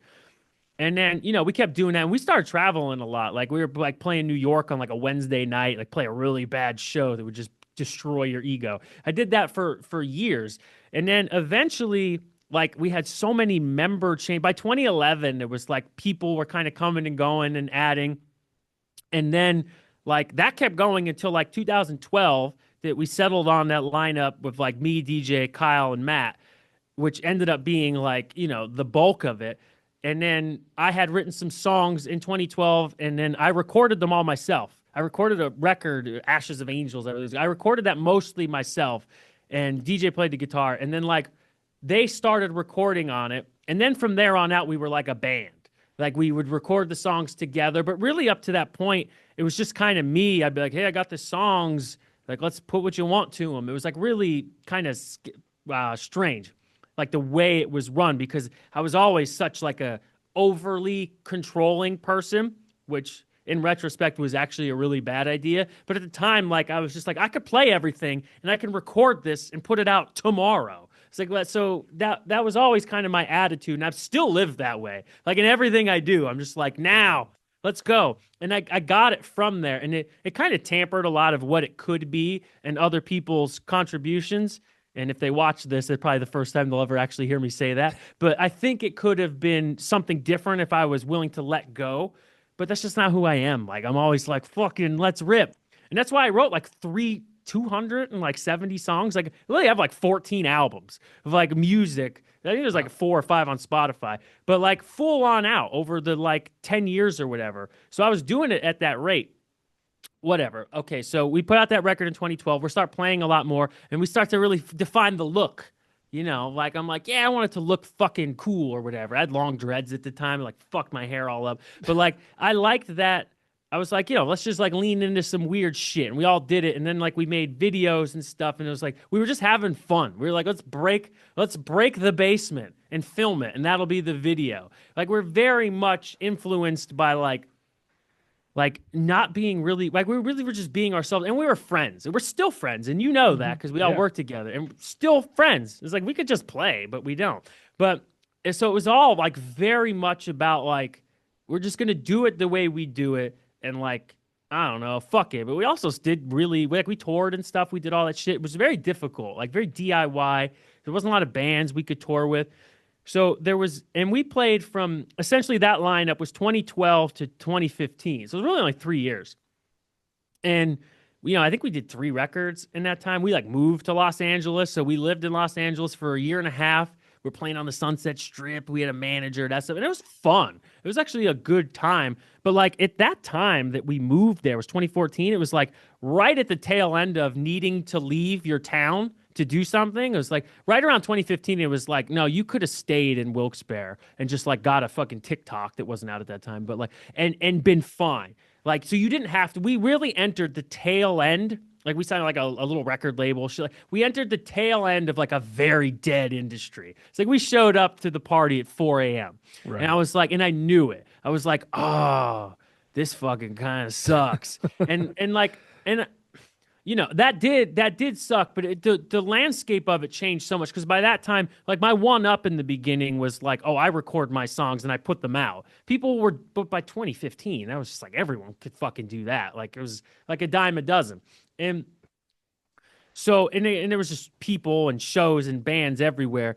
And like, it always seemed like would get these like little breaks and little things and like, oh, this is cool and that's cool. But it was always just like a red rubber ball, like something bounced. And this still happens to a lot of bands. And I had this point when I was about 28 and I was like, all right. And I had said this to myself the whole time. I was like, if I turn 30 and it's not working, whatever that means, I'll stop. And I did. But at 28, I was like, hey, not looking good. I was like, but I'll ride it out. I'll see what it is. And we always had these little moments of like, hey, this could be something. And there was always like someone who was like, no, you guys are really good. And we knew, since we were such like good friends and we played together, like when we play, we're like, this feels right. And we played a lot of good shows. Like we did a couple tours. Like we had moments when we had some fans and stuff, like the people who liked us. But like, I felt like I had this strange feeling of like, if I stay in this loop of like always getting like, a little more, we got 10 more fans, and oh, there's another show, it's a little better than the last. I was like, this is like a drug addict. Like this is addiction. And this could ruin my fucking life if I stay in it too long. I knew it. I knew that if I got to 30 and I was still trying to like, play at the Vintage Theater again in Scranton or something and just bring more people this time, that it would like, I was like, I'm leaving that headspace. I have to leave it. I have to go. And it was hard to do because like I just dedicated since I was 19 years old, all of my life, 11 years to this. I didn't fucking work. I like hardly worked. That's one thing I give myself is that I committed to the life. I wasn't like half-assing it with like a day job. Like, no, I was fucking committed. I was like, I write songs today. And it was depressing. And we could talk about that in a different aspect at how I was not happy at all that whole time. How could you be? How could you be? And I didn't even know what being happy meant until I was like 33. But like, so I did that whole thing, and at 30, like we did a record called Pennsylvania. It was my favorite record, and everybody says that at the end. And I know you've interviewed a lot of guys who've been around for a long time. They're like, we're making the best music ever 30 years in. I was like, you're making the best music ever because you feel like all these lessons that you've learned and what you like and what you don't like about your songs, you're putting them into this one. and you like it the best, but like no one else does because they like that veracity of youth and being young and not really knowing what you're doing and riding the line between like just figuring out what your sound is. Or that's why so many bands' first and second records are so good, and then they kind of find themselves and it gets boring or whatever. That's not always true. But so I was like, I'm going to write the one that I always wanted to write. And by my standard, I did. I was like, and no one ever has listened to that record, like ever. It's not even on anything. But like, I'll go back and listen to it sometimes now. And I put so much work into that. Like crazy, crazy. It was my last ditch. It actually came out when I was 30. So I was already working full time. I was like, this isn't going to do anything, but this is my final, like, I did it. I wanted it to sound great. I fucking mixed the shit out of it. I did everything, 12 songs, whatever. And then I was like, it's done. And we played one show after it, and then that was it. I was like, we're done now. That was it. That was the end of it. So it ended like super abruptly, me knowing that like, man, I can't keep I can't keep chasing this. I can't keep doing this. And who does it ever really work out for anyway? I was like, we were on some low level of like nothingness, but like, I picture someone who was like moderately successful. Like I think that's worse. It's worse to like get involved and be a bigger band and just be getting the red rubber ball higher. It's always moving target. It's like, this is like addiction. And I felt almost like submissive to it. Like, just one more show and one more record and this will be the one. I was like, this is fucking stupid. I was like, I feel embarrassed to myself. Not that it was embarrassing and people were enjoying it and I was actually making enough money to live because I was making like fucking handmade box sets and shit and selling them. So I was affording my like living. Mm-hmm. But like, I was like, what am I doing? I'm not doing anything. No one fucking needs this art. I was like, and as you get older, it's just like, this can't be what I do. And I have very like extreme opinions that we don't have to go into on like the concept of art and its place in the world in general, because I dedicated so much of my life to it that I got this clarity of it that like, oh, and I had to confront with myself that I wasted 11 years I didn't waste. It wasn't a waste. Like I learned so many lessons from it, but only because I stopped. If I didn't stop, and I'm sure you know some people like this because I know plenty who like didn't stop or aren't stopping, and it's like, man, like it's like, you know, the troops in Iraq. It's like, well, when do you pull out? You've been here 15 fucking years too long. It's like, now it's in vain. Now it's like, just keep going. They're like, this is going to be the next one. And I had to get myself out of that. And it was like a hard shut off. And I was just like, I'm going to work. I'm shutting this shit off. And that's what we're doing. And I shut it off for 7 years. And I wrote some songs, recorded some. That song came out in 2020, the one specific one you're talking about, which was 4 years after we stopped recording. And I did a few things here and there just to keep myself active, but like I hard shut it off. Like I shut off that part of myself. It was like, I have to stop it. I have to be like, I'm having a kid, I'm buying a house. Like I have to get out of that mindset. And I didn't really start coming back to being creative in any way until I started doing YouTube again like 2 years ago. But I originally had done YouTube the whole time I was in that band. I made 2 weekly videos every week. Like, hey, this is where our show's at. And, and I would do funny stuff. Like, and we got recognized by YouTube for that. And they, like, flew us out there. It was cool. Like, we made a video with them. But they were like, oh, we want people to use YouTube like you are. That's what they told me when they called me. And they're like, so we want to help you do it further because you're using it almost as, like, a vlog for your music. Like, I was doing that in, like, 2012. Which I guess was like a little early on at that time. Sure, yeah. But like, and I was like, just because I just like to talk. And before I resolve this idea is that I noticed when I think back in retrospect, the things I loved most about that time in my life playing music was that I loved hanging out with all my friends. Like, but it was not even playing. It's not like I felt this magical thing when we were playing. I was like, we're between songs, like hanging outside. And that was nice. Like we had a nice thing. I loved more than anything though, sitting in the fucking like room by myself with all the lights off and headphones on and writing a song and coming up with a song. That was like cathartic to me. Like you're finding this world. And that's a very selfish experience. It would have been audacious of me to believe that the joy I was feeling doing that meant something to other people. And it might have, or it might not, but I think that's where a lot of artists get confused and stay in it too long. Is that they feel like that joy is transferable. And to me, not really. It was my internal experience. And then the other thing I enjoyed, which is strange, was I enjoyed between songs talking to the crowd, like fucking with people. I loved it. I would like people would heckle me. I'd be like, "We got one? I got a fucking heckler. Like, let's do this. Like, whatever. Like, I'll chase this down the fucking to the end because I enjoyed that dynamic of just seeing like whatever, 5 people, 50 people, whatever it was, and just being like, "What's up?" Like, yo, we're in Oklahoma, tornadoes. Like, just fucking with people and like connecting with them on that way. Like, I always enjoyed that dynamic. So it was weird. I enjoyed being on stage performing, not the music, like just talking to people, almost like comedy or stand-up comedy or something. Like Yeah. I enjoyed that feeling. And I do a lot of public speaking still. And like, I think that I just, for some reason, I confused my enjoyment for that with performance. I was never an artist, and I know that now, which is a crazy thing to say. But I realized that like in the bathtub at like 35 years old, I was like, oh, I wasn't like an artist because most artists are fucking assholes. Like they're like if you're a good artist, you're a fucking dick, and like your girlfriend hates you. Like it's true. I believe that. I do believe that. I wasn't a good artist. I was organized and I was focused. So I was able to like cosplay.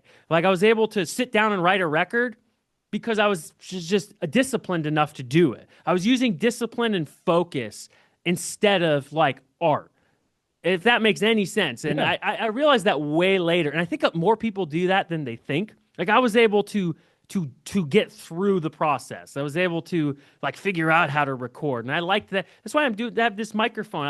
I think I liked setting up the microphone to record the guitar more than I liked recording the guitar. Like it was just this thing to do for me. And I was essentially, again, to use the same phrase, cosplaying as an artist through organization, which, you know, I don't know if that's kind of a grim thing to say, but I do look back on that time with a lot of joy, but also like, I'm so glad to not be in that and that I did make that decision at the time that was difficult to be like, I'm done. Fuck this. This is crazy. I don't know. At least you had it though. Like there's like these, some people go through their entire lives and they're like, oh, I wish I would have done that. It's so important because that's not the only part of my life where I felt like I did the thing. Like, and I'm like, I'm glad that I did because I know why people don't do it though, because I can honestly look back and be like, I tried for a very long time to be a successful musician. And I know the concept of what that is evolved, but I failed. And that hurts. But it doesn't hurt me now. It hurt me at the time. But like and now in retrospect, I'm like, oh, that wasn't supposed to work. And now I know that I can do things that feel right that aren't right. Like it taught me, it sounds crazy, but it taught me the lesson to be like you not don't trust yourself, but like you can convince yourself that you love like something or that you're meant for something when you're just not. Like, and that sounds fucking nuts, but like, that's really the most important thing that I learned from it. And it was cool to have done it. Like I could say like I played at the Viper Room or whatever, River Phoenix, like the whole thing. I could say that.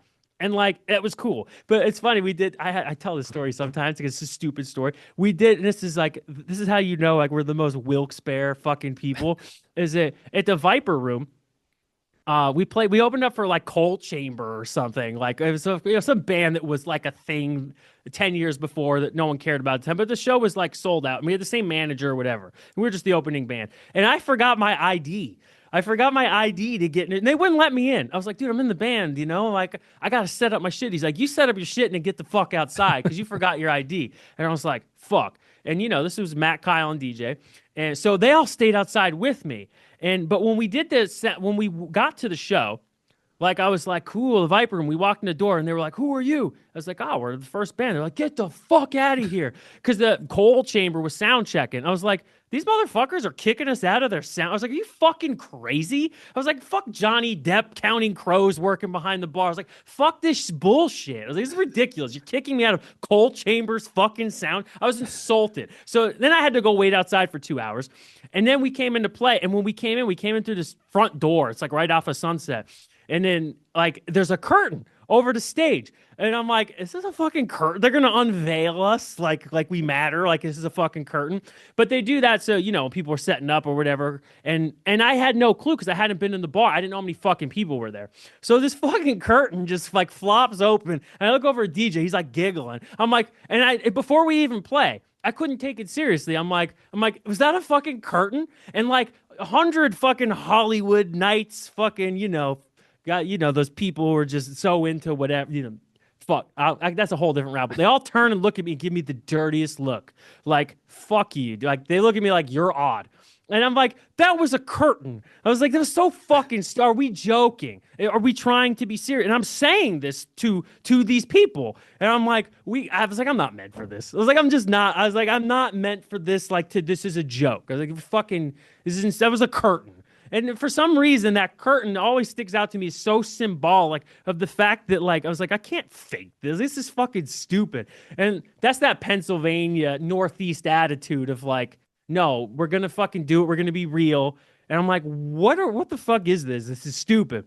And that was like a huge like turning point for me. And that was like 2014. So it was like a year or two before that I was like, nah, this is stupid. Like music is like, you're not opening a curtain in front of me at the Viper Room and I'm going to be like, think it's cool because Anthony Kiedis died on the sidewalk or whatever. Like I'm not playing any of that fucking game. I was like, fuck that. And I was like, and that's what all this is. I was like, I don't want this. This is stupid. And I knew it was like, I love music. I love writing music with headphones on in my room in the dark, but I'm not coming out here and like presenting myself to like fucking people high on coke who are just trying to fuck and like a fucking curtain opens. I was like, this is fucking, and that's just me. That's like my defiant kind of attitude. Right. But that's one of the reasons I knew. I was like, nah, we gotta go. I gotta get out of here. Do you think you suffer from like thinking that what you do doesn't matter? Yeah, does it? That's just what. Well, like in what way? Like, so we just talked about being a parent for an hour, and well, like no, that no, all like, matters. Like maybe like from like a creative standpoint, like do you feel like because to me it sounds like to a degree, the music could be great, the performance could be great, but like I get the sense that like you feel like nothing, like what I'm doing doesn't, like no one cares, like this is stupid. Yeah, and I guess I do feel that way. And I don't think the fact that no one cares is a reason to stop doing anything. Like, and I hate to sound confusing in that way, but so I love music. I've loved music my whole life. I don't give a fuck about live shows. Modest Mouse is my favorite band of all time. They fucking suck live. They're terrible live. Thank you for it's saying a joke, it. and Thank it's you for saying it. insulting. God I went and saw them in so bad. 2003. I went and saw them in 2003. I was 17 years old, and they opened up with Third Planet, which is like, of course, one of my favorite songs. And I was like, did he even just play it? It was like he was out of tune. It was bad. I was like, I'm insulted. So bad. It was terrible. I was like, I'll never come and see them again. But I always loved them, and like what that band means to me is like listening to headphones in on my bed. And that's where it got through to me. Just there. Not live. Like, I don't care about live music. Some people love it, and I know they're feeling something I am not. So, in that sense, I'm like, when I'm at the Viper Room thing, I'm like, this doesn't matter, because it doesn't matter to me. I've never seen a band. The only band I ever saw live, and I was like, ooh, it was the Gaslight Anthem, one of my second favorite band of all time. The first time I saw them, I'd never heard them before. They opened up for Alkaline Trio at the Electric Factory, and I was like, Jesus, what the fuck is this? And that's the only time I ever had like a real feeling in a live setting. Like, other than that, I feel like I'm just standing next to people listening to a song that I could listen to my headphones in. So maybe psychologically, I never valued that anyway. Like, I always just valued, again, I told you I wrote music with my headphones on by myself. I listened to music with headphones on. It was always this like personal experience to me that I didn't like everything about around it didn't matter to me. So I guess I do suffer from feeling like it didn't matter because it didn't matter to me either. Yeah. Does that make any sense? Yeah. It just, I think people suffer from, creating and just thinking that, what they're doing doesn't really matter. I mean, yeah, I suffer from how many that times myself. is that true? I mean, how many times is that true? There's been times in I my don't know. life where it's like, it's all, that's the thing. It's like you gaslight yourself. You're like, Am I just saying, is that my shadow self telling me that this doesn't matter? Yeah. Or is it actually like, does it actually not matter? And you can get confused in that situation. That entering the realm of the arts is fucking crazy. It's like it's for crazy people. And you learn a lot from it.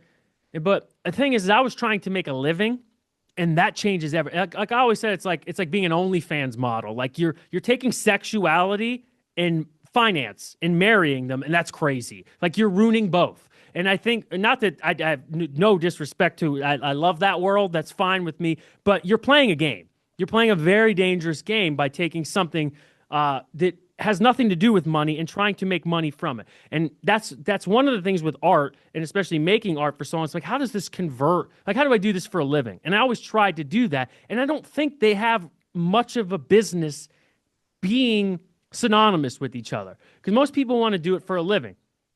And that's kind of the secret of it that no one talks about. Like you'll talk to artists. I know tons of musicians, and they're always going to say something like I feel I just want to get the message out. I want to be connected with people. Like, no, you don't want to go to work tomorrow. Like literally, I believe like you don't want to go to work tomorrow, and not going to work tomorrow because you created something that connects with people all the time. So you could be whatever, Travis Scott, sitting on your couch tomorrow morning, like smoking weed, sleeping, and 1.2 million people are celebrating you by listening to your song right now. You don't know who they are. You don't know where they are, but that feels cathartic and you feel connected. And I can't help but think that so much of that is the subtext of like what really motivates people to want to be. People say, oh, it's music, I'm like, yeah, maybe. I believe you. But it's hard to say. It's hard to really know what actually is motivating you to. And at the time for me, it really was like, I think like why I strived to be a career musician was like, I want to live a different life. Like I want to wake up at noon, which to me now is a fucking nightmare. So it's a nightmare to me to do that. But for some reason, up till I was 30, I thought that was cool. Like I want to wake up and like work on a song. I'd be fucking depressed in the most different way. It wouldn't, and I know that. I know that to be true. But I think that the heart of it that you don't get out of people because it's embarrassing to admit is really just like, I don't want to work. I want to live in a different way, and making art is fun to me. And, there's nothing really wrong with that, but like, you got to be honest with yourself too and be like, is that my motivation? Is it really what I'm trying to do? Am I trying to not go to work tomorrow? Am I trying to be adored by people I never met? Parasocial relationships? Because that could feel good for like a week or whatever. Sure. But like, and that usually to me is like the subtext of the motivation. And Jesus, not a religious man, but I reference Jesus instead of saying the universe. It like built the world that like you don't escape suffering, and there's no way around anything. And so pretend you do get bestowed to be an artist who sells out arenas 2 nights in a row. It's like, yeah, well, what are you losing? There's always a cost to pay for everything. No one fucking wins ever in anything. And you feel like that being an artist would be a cheat. It'd be a cheat code that like you would win. You do get money to do like something you love, and like it's not that. It can't be that. Nothing is that. And that's I don't know. Yeah. Does that sound too radical? No. That's what 11 years of making music with headphones on does to you. Yeah. Could you do a pee break real quick? Yeah. You want to keep going? Yeah, bro. All right. Lots of coverage. I don't got to piss, but you could piss. All right, 1 second. All right, we're back. We've returned. Well, no, I like that perspective that you just shared about the whole process, because it's not for everyone. And people I think are confused by the whole process of it. Yeah. I don't know. The art, and then the way the world has evolved too, like not to expand it out, but like, man, there's not much. I hate to say that there's points in history and times in life. So not only in a person's life, but points in like social history where art is more needed than others. And I couldn't think of a time where we're like, we could probably kind of put that shit on the back burner for a little bit. It's just there's just the climate of the phase of society. It's like this empire might be. I'm not trying to go there, like not to trying to have that conversation, but like shit's getting weird. It's like maybe we don't need like Led Zeppelin's still good. Like I could still Yeah. put on Led Zeppelin and like fuck yeah. Like I Oh could yeah. still listen to fucking Poison and be like every rose has its motherfucking thorn, doesn't it? Like we don't really need much else. It's like time to phase and this is talking about music specifically. It's like time to phase into a new medium of sorts, if that makes any sense. But it's a wild. Yeah. Yeah. It's That's another can of fucking worms. I always say that they'll never be like I think that whole bands with longevity kind of ends with like the Pearl Jams, the Foo Fighters, The and Killers. the Killers. I'm Yes, ready to have this conversation. My Chemical phenomenal. Romance and The Killers were the last two, in my It opinion. just it's just that's it. It is. And that was the end of a social time. It wasn't just like, oh, there's been no other good band since then. There's just no room or medium or attention span or infrastructure. Right. Like literally mean like infrastructure, like fucking like the Capitol Records building. Like it's fucking gone. It's just gone. It doesn't need like we don't that era is over for sure. And it's kind of Well, I that don't know. goes Is back to that what I sad? said before. That goes back to what I said before. Like we were this like in this holding pattern, Yes. and you caught the tail end of like, oh, well, this is cool now, but like everything's changing. Like even like Mm-hmm. for me, like when I got into the Weekender, I mean, I was an intern in Yeah. '04, full time '05. Come like '08, '09, when social media kind of Yeah. snuck its way in, like it was over. Yeah. Between the recession in '08 and then like social media hitting in '09, like I remember '09 being such a pivotal year, like it more so than it got credit for at the time. but like what I'm saying is like we're in this like, oh, this we could be like we could do this. Like I remember when I was an intern, I was like, I want to be the general manager and retire at this Yeah. product. But the time changed and Hmm. print essentially is dead, and it's a weird thing. And I Yeah. kind of got into the tail end of all that. Even like as a musician, like you kind of got in the tail end of like Yeah. what was cool and how things changed with streaming and all that kind of shit. Like it just changed. Yeah. I felt like most of my life, it might just be the age we are, the generation. I always felt like I was late to the gold rush. I Dude, was like, with everything I did, and I don't know everything. why, but everything, I was like late to the gold rush. I remember even every time, like I finished high school, and a year after I finished high school, they like built a new fucking gym. The, when I was at King's for college for college, I used to walk past this fucking building on the corner. It was fucking run down, Oh, yeah. They windows tore. smashed out, Yeah, all I this remember shit. that. I Old finished, Verdanos. yeah, I Yeah. finished '05. I think a year later, they tore it the fuck down and built a Yeah. new one. Yeah. Everything I did was just like, oh, okay, this is shit while I was You're here, an and then omen, John. I finished, and it was, you know, nothing that was ever as good as when I was there. Like it just got, I don't know, it's just weird. Yeah. That's But how kind of how I feel most of my life, but that's okay.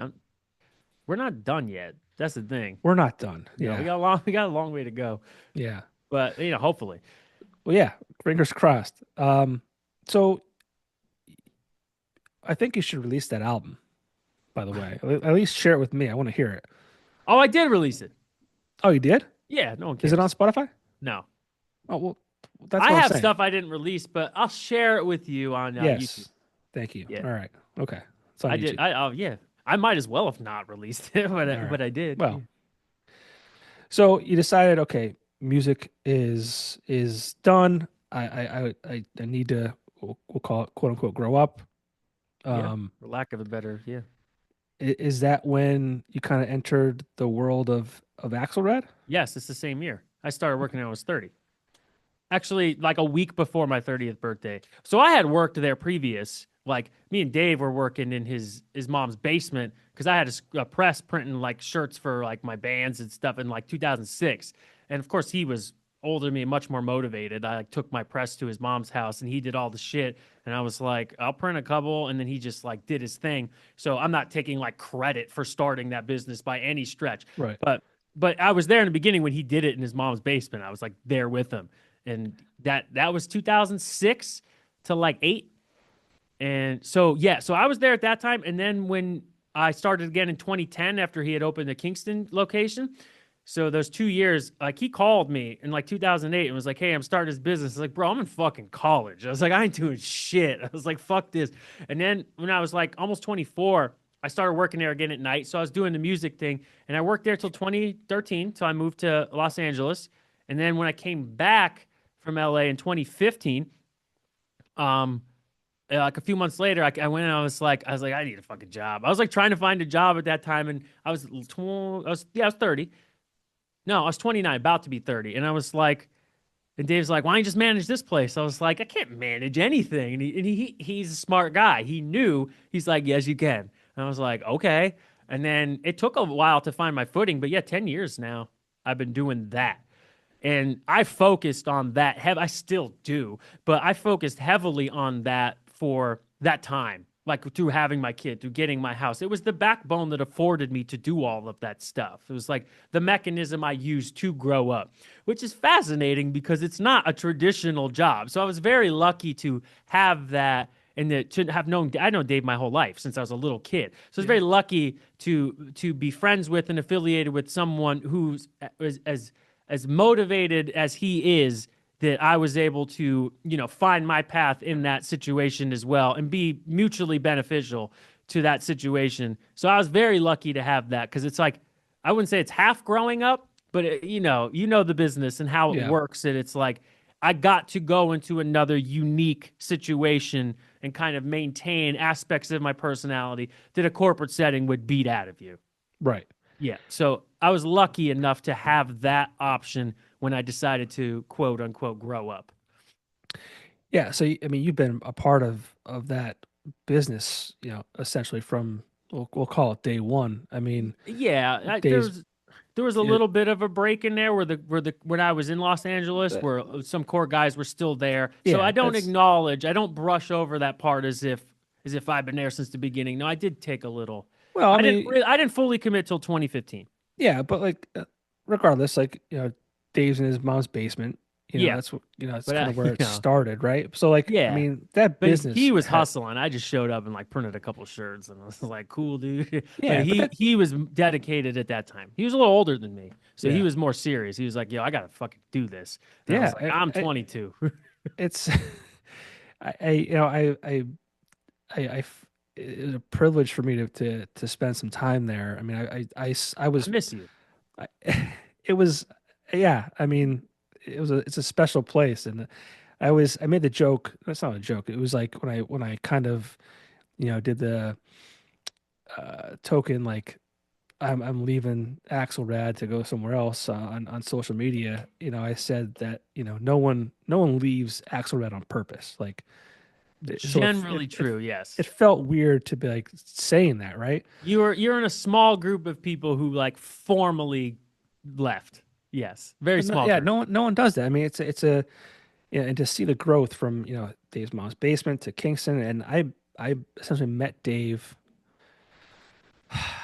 I forget. I knew of Dave like maybe even before the Kingston shop opened, but like I was part of like helping the launch of that, whether it be through advertising the weekend, or I know he was doing like third Thursdays or whatever it was. That's crazy. Yeah. Yeah. Third. Yeah, it was something like Third Thursday or something at the old shop. It was just a social mixer. Yeah, it was. I've played at one of those. Yeah, those were cool. Just seeing where it started to where it is today is just that's all testament to his. Yeah. Like having worked there, though, that there's like 7 people who are like, it's not one person. And it's not like 2 people. It's a group of people that made that unique, very unique experiment of like a factory happen. But it's all subsequent of his like philosophy and way of seeing. It clearly wouldn't exist without him in any format. And, there's a lot of people, there's a lot of smart. I dedicated my life the last 10 years to it. But like, I'm not business owner. I'm not a business owner. I'm a guy who can come in and run a business, and I'm comfortable with that, and I'm okay with that. He's a business owner. Like Hmm. he's that thing to me, and I'm like, okay, you be the good business owner, and I'll be the guy who comes in and runs it because that's what I. So, like, he recognized that in me before I did, which is a talent in itself, but also his, very I don't know what's the word you even want to use for it. Experimental, like a style of ownership. There's no Yeah. one doing and somehow works because there's a lot of smart people who are like, this is kind of cool. Like, I always say this. I'm like, I work with like it's too many people who are too smart to be making T-shirts because we're not really just making T-shirts, obviously. Right. But there's a lot of people in there. I'm like, this is kind of crazy that we show up and use our like mind power and we make T-shirts. But it's like because it sounds so silly when you just put it that simple, but that's not really what It's anyone's so making. much more than that. Yeah. Yes, but he obviously was the avalanche of that, and had that vision Yeah. to make that happen. So I Yeah. always will give him full credit because I was there. I say that I was in the basement, whatever, but I'm not trying to take any credit for No, it no. because that's all him. I could have. I don't know anyone else who could have started that business. There's no one else. There's no Well, one to else. see where it started and where it is now is like Yeah, it's insane. it is crazy. He. So I remember, like, especially in the very beginning when there was less people. So I was there through all phases. I was like the third person, I think, to that was like formally hired, and like, and there's a lot of people who've been there over 10 years, and it's like, I remember seeing it when it was 4 people, when it was 7 people, when it was 9 people, when it was 15, when it was 20, 25, and like all those, and how you have to keep rebuilding a business at all of those steps, and like, in very much in the beginning, he had like a vision and an idea for it that like I didn't see, like no one else saw. So he kept guiding it in the right direction until everyone kind of caught on to like, oh, this is what we do. And then it took a mind of its own where it's more than just him like now because there's so many people and it's so large. But the ethic just can't go away. It has not left, and it's remarkable. I like wrote an article recently for Impressions magazine, whatever. But that's the one thing I said, and I'm like, you think about like a punk band, like they lose something, like they have to. It's part of it. And I was like, how did this place not lose? Like people can say, oh, it's different in some way or it lost something here, but not really. Like literally not really. And it's crazy to me being a person who has been there through all the phases and being like, no, this is still just like a crazy experiment situation that like keeps working. Keeps going. Yeah. It has like no, like on paper, it has no reason to be open. None. No reason. I'm like, I don't mean that like a financial sense or whatever. Yes, I'm of just like, course. you got like, it just has no business existing in the format that it does of like this blend of just odd, like what, like an owner who just gives people full autonomy to Hmm. like, fail on your own. Yeah. like, doesn't, I'm like, you're fucking crazy because I could have crashed this business if I was a little dumber at like 10 different points.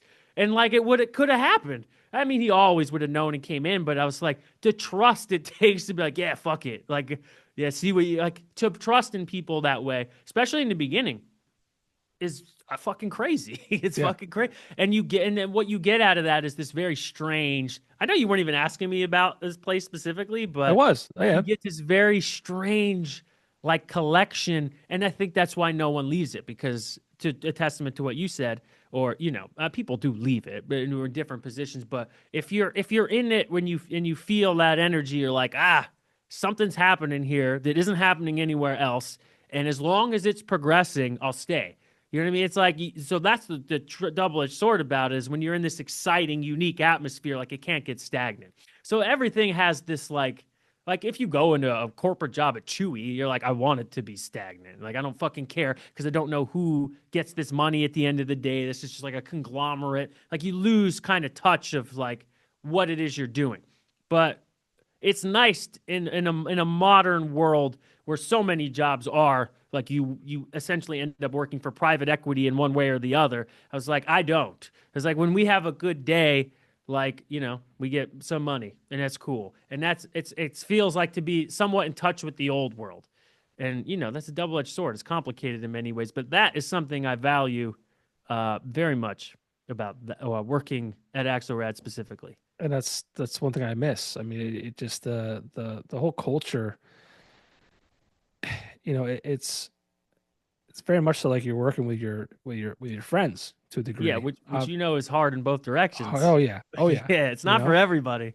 and it takes. I mean, and you're the production manager, and you kind of, steer the ship as far as like, what goes on what presses and what jobs get Yeah. fulfilled whenever they are.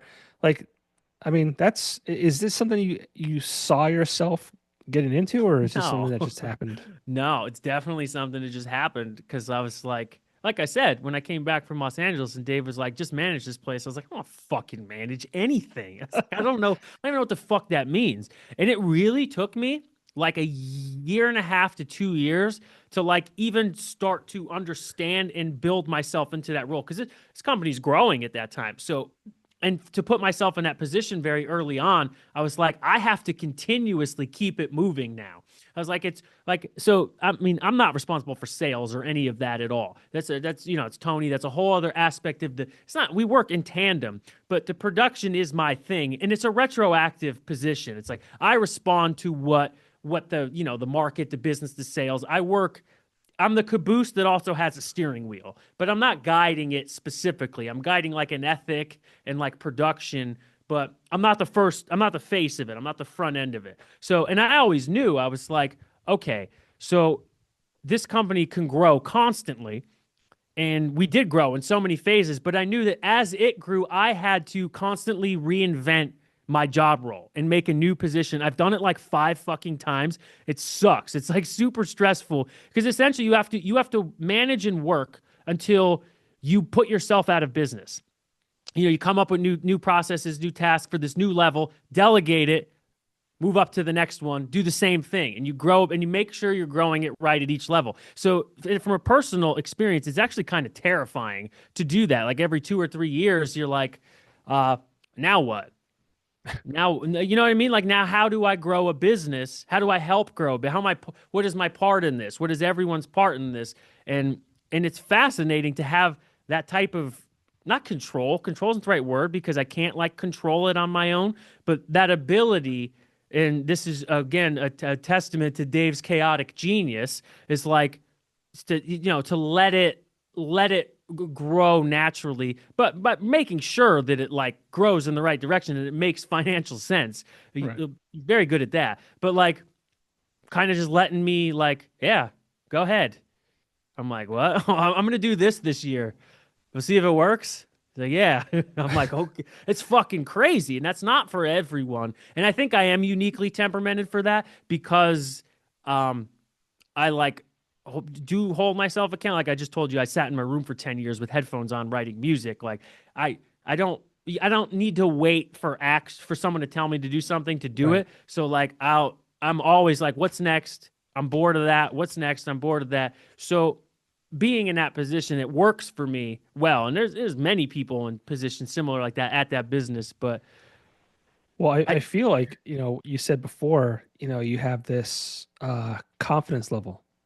And I think blessing and a curse, I guess. no, but I'm saying like it takes someone to have that to be able to fit in the role that you're in too. Yeah, maybe. Not maybe, yeah, definitely. Like that, not We anyone could walk into that position and be like, in that with having that confidence to be like, okay, this is what we're gonna do and how we're gonna do it. Like this is how it gets done. Like you need to yes. have that kind of inherently. Yeah, I don't know. You enlightened me a little bit. I never really thought of that specifically, but I don't know. Maybe so. Maybe it's You don't confident. think? I no. I don't see it as like confidence in my like abilities. I see it as like very pragmatic. Like, hey, these are the things we have to do to get to here. I don't and to me, it's not a matter of if I'm confident or not, or if like it's like 2 + 2 is 4.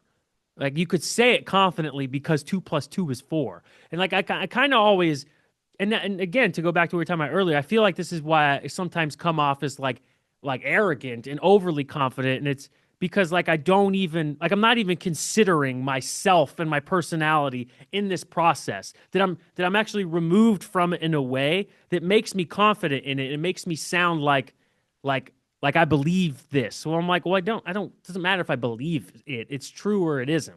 It's hard to explain what I'm saying, and I don't think I articulated that properly. I understand what But you're saying. it's almost like I don't know, it's kind of weird to say, but it's almost like I'm so disassociated that I'm actually extremely associated in like everything I do. And then I'm not afraid to immerse myself into anything because it doesn't overwhelm me. And I don't feel like But that takes confidence.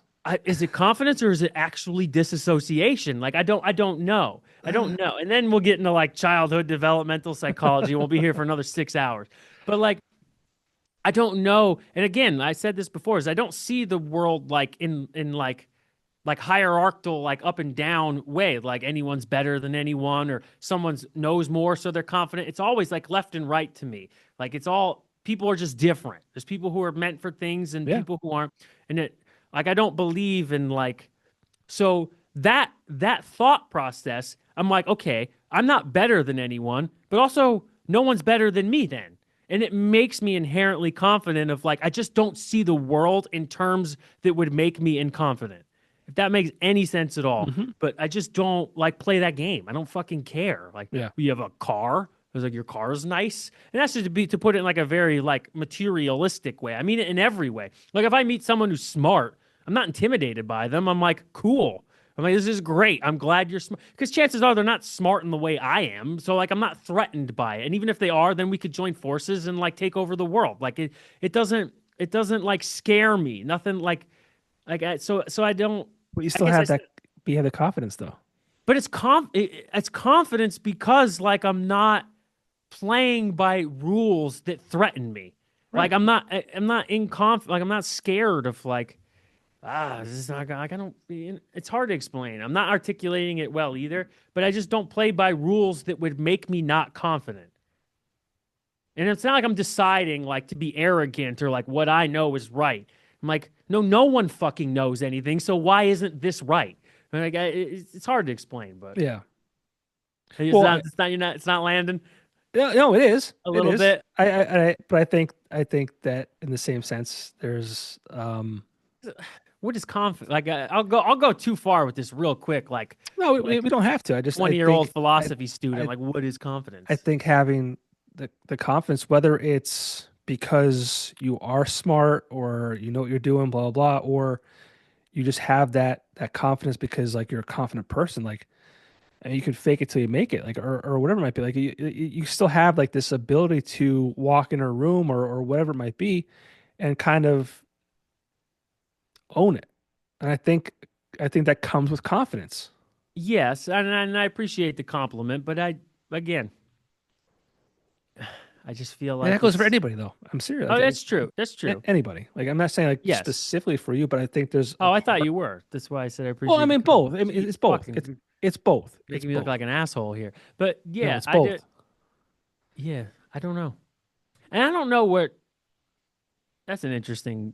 The idea of human confidence is such an interesting concept to me that we do not have to go down because it's like fucking.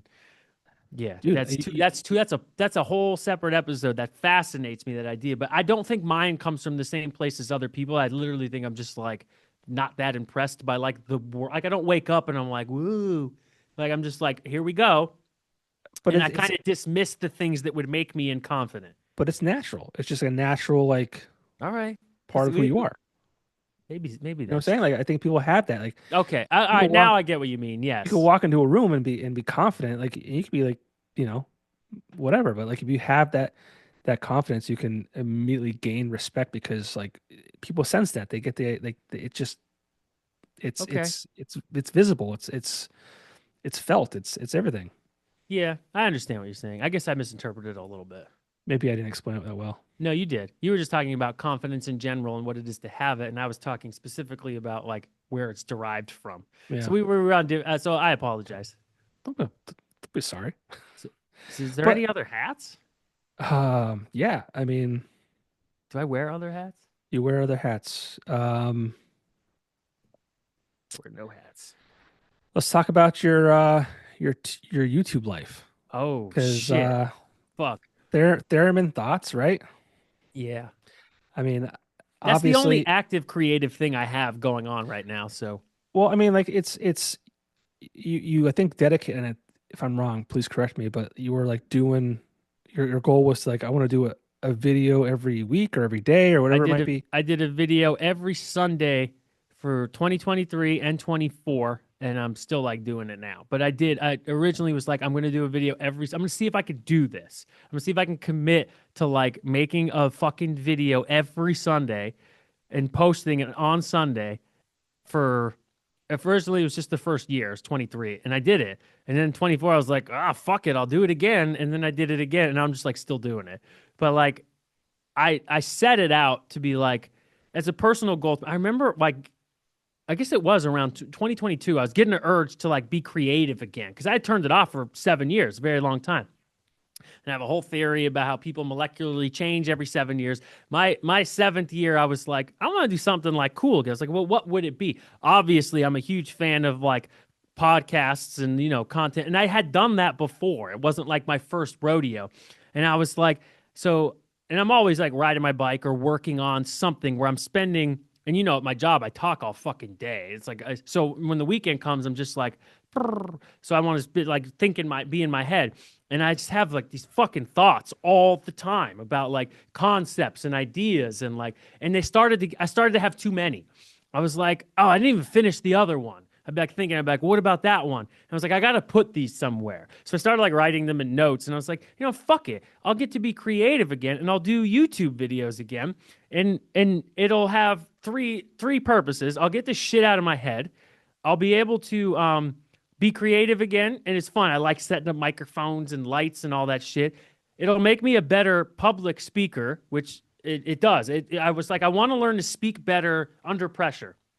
And it sounds so stupid, and this to talk to. As soon as the camera goes on, you're like, ugh, like and to think through like ideas and try and articulate ideas like quickly and concisely. It was challenging, and I was like, I want to learn to do that better. So YouTube videos will teach me. And in a very selfish way, I was like, if I just talk at the camera and talk about ideas for like 20 to 30 minutes every week, like my son will have all of this stuff of like Yes. his dad. And I Yes. was like, that was one of my main things. Like he could go back and watch all and really know me and really be like, I don't have anything of my dad because I think our dads died around the same year. And like, so that time it wasn't a lot of media. I don't have like videos of it. I don't I fucking don't anything. I don't have that many pictures, dude. And like I didn't Yeah, I even don't even have many pictures. like, going back what you're saying. Like I didn't even start it to with that thought in my mind. But like once I got into it, I'm like my children will have Yes. something from me and that's what's great about art, and Yes. music and doing the content creation and all this kind of stuff. Like they'll have like what I would give to have a voicemail from my father. Yeah. Like, I you know have what I'm one. saying? Yeah. Yeah, good for you. I That's have one. awesome. I have one. It was on an answering machine that I recorded with a video camera in Nice. 2006. Yeah. When did your dad pass? 2007. Okay, my So dad March passed. of '07. Yeah, my dad passed '05, so it's gonna be 20 years Okay. in June. Damn. It's It's crazy, crazy. right? That's a different concept because we talk about being at that age when your father dies. It's like a very strange because like think how many life events we both went through that like you didn't have him for. And I was 21 when my dad died, and when you're in your 21 phase, like you're just out with your friends and stuff. Like you're I not was appreciating your parents. I was Like 22. Yeah. yeah, so you're not like I was still close with them like in some way, but like it wasn't the time of like, oh, I'm really appreciating this relationship. So I never felt like I had him as an adult, like to turn to for anything. And it was crazy. I didn't even start realizing that till I was like in my later 20s. I was like, holy fuck. And then I had kids, and I was Yeah. like, my kids are never going to meet him. My wife never met him. And I'm sure Same. you have the same Same. situation. Yeah. It's like my wife has a son with me who's like my dad's grandkid who she's never met. Like she doesn't even like know about like parts of his genetics. And I'm like I never got like at 21 years old, I wasn't curious about what he was like as a teenager or what he was like in his 20s or Why what he would was you be? doing. So I never asked him. So Yeah. so much shit I just don't fucking know. Don't know. And It it's sucks. fucking crazy. You can get it from your aunts or whatever, and that helps. But like, there's so much shit that I just do not know that would like reveal things about myself to me Yep. that I'm like, I just never had. And I know you have the same experience, and it's just like, it's a very weird age. Well, Because it my was mother weird. died when I was much older. So I was 36. And like, that's just a different thing. Like, it's still young, but it's just a different, like the difference between those two at the two ages. I was so much better able to understand it at 36. And I'm sure 15 years from now, I'll say, oh, how much I missed, because it'll be the same situation. But 21 is just like 22 too. It's just like, it's an odd age Well, because dude, you like knew him as a teenager, but then like, it's yeah, just, my dad was very good at like being my dad, like a father figure. Didn't talk much at all. Like, we didn't say I love you nearly enough. yeah, that wasn't big in my house either. And Classic boomer shit, but yeah. well, it was weird because it's like I finished college. It was like middle of May '05, and I feel like at that point he kind of started pulling the wall down, where I Hmm. could tell him like a dirty joke, and he wouldn't be like acting like I shouldn't say the bad word. Or, Yeah. he started becoming my friend. He started Uh, to see you as like a man, like an yes, equal. exactly. Yeah. He did his job. Like, you know, Yes. elementary school, high school, college, like, okay, you're done with college, like you're a man now. Like we could kind of talk like men. Like I Yes. could be your friend now because I've done my job and we can be in this place. And like I said, I finished mid May of '05, and he died literally a month later, That's crazy. maybe 3 weeks later. So like, yeah, still to this day, it's like I finally like started getting like my father who was like, would like kind of open up more. And Yeah.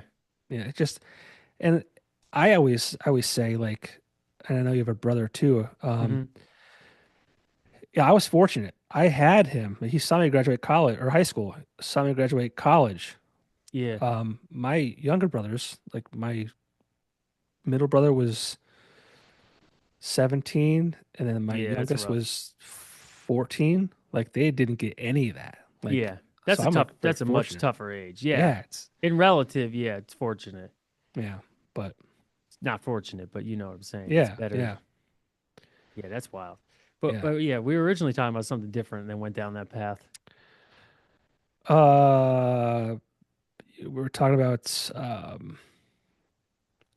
content creation. Oh, Oh, yes. Yes. My YouTube videos. your son Yes. being able to have an idea of who you are based on your content. Yeah, and that was the main aspect of it because I'm like, I can't like, I'm not like pursuing making YouTube videos as like a career path or something. Like that's fucking ridiculous at 40. So I was like, it had other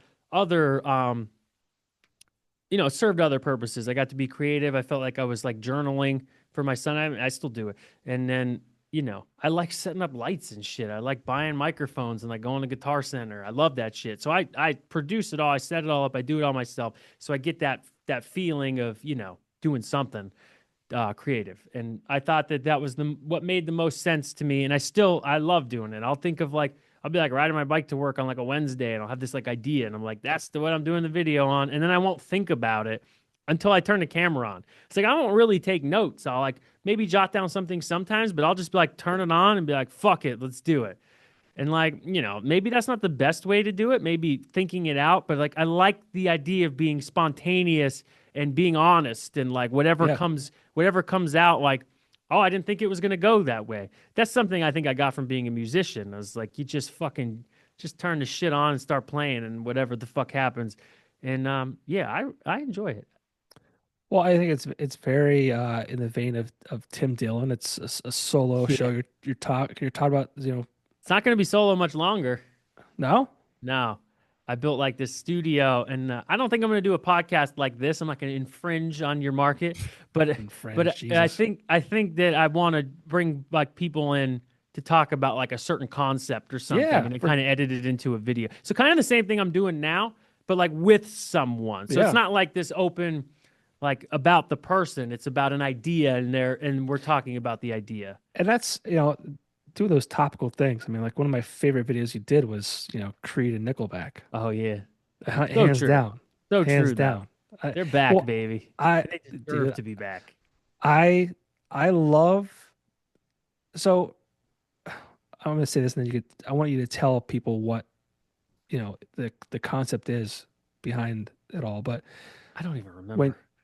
no, but like no, not this video, just your channel in general. Oh, But okay, yeah. the Creed and Nickelback, and how when you're younger, you're trying to like read into certain bands like Death Cab for Cutie, and Yeah. trying to find your favorite band, and they're it's everything. The lyrics are deep, and now at our age, like we just want that fucking Nickelback and that Yeah. fucking You Breaking just want to Benjamin, turn that it up. It's Creed, like the put it's the like the fucking roof on the dog house. barking or whatever. It's like the dog frustrated. He's like, "Shut up. Yeah, Shut up, Ben Gibbard, and your fucking goddamn I love fucking Death Cab, but so do I. like, bro, shut the fuck up." I was like, I Yeah, don't need that today. I was like, I need fucking Rockstar. I need yeah, fucking How You Remind Me. I put need the That's roof the on the shit. house. Give me that. Put the roof on the house. And I tell the story. I don't know if I told the story in the video that I was putting the deck on my house last year, and but I was playing Breaking Benjamin, and I always liked them. I always liked their drumming specifically, but I was like, this fucking makes perfect sense to hammering fucking nails into a deck. I'm like, there's no better. This makes sense to doing this. I'm like, every fucking roofer in America puts on fucking Breaking Benjamin because it's perfect for like doing man shit at your fucking house. Like, is it Yeah, perfect? Nothing else sounds like, again, I said I love Modest Mouse. I'm like, you're gonna fucking listen to him while you're putting a deck on your house. Like, it doesn't make sense. And then we just don't need it. It's like when you're yeah. doing man shit, you need man music. And when you get older, you're like, just turn up the Nickelback. Like, I remember, and I was guilty of it when I was there the first time. I was like, oh, this is stupid. I was like, okay. But now I'm just like, no, it wasn't. It was fucking awesome. It was like straightforward, like, fix the car, change the flat, turn on the fucking music, and let's go. BMX. And I say this all the time. Like, if I have friends who are like over 30 and single, I'm like, you don't get to like records anymore. I'm like, shut all that shit off. I was like, put on fucking Dave Matthews or Creed or Nickelback, something that just gets to the point. Just shut up. And fuck all the bullshit. Shut off like opinions and like, well, it'd be better if the guitar was just. He said, shut up. Put on fucking Creed and focus and get locked in. And I say that all the time. And that music is perfect for just like straightforward rocking. Oh, I love it. I love that. And that's it's back now. It's like fully back. Aren't they doing like a co-headlining tour or something? I did see that, A festival. Yeah, it was, and like the summer '99ers festival or something, and they're like all on it. Yeah, just because it was well, better. yeah, well, Nickelback's going out too with Tonic, Our Lady Peace, Lit. Wow.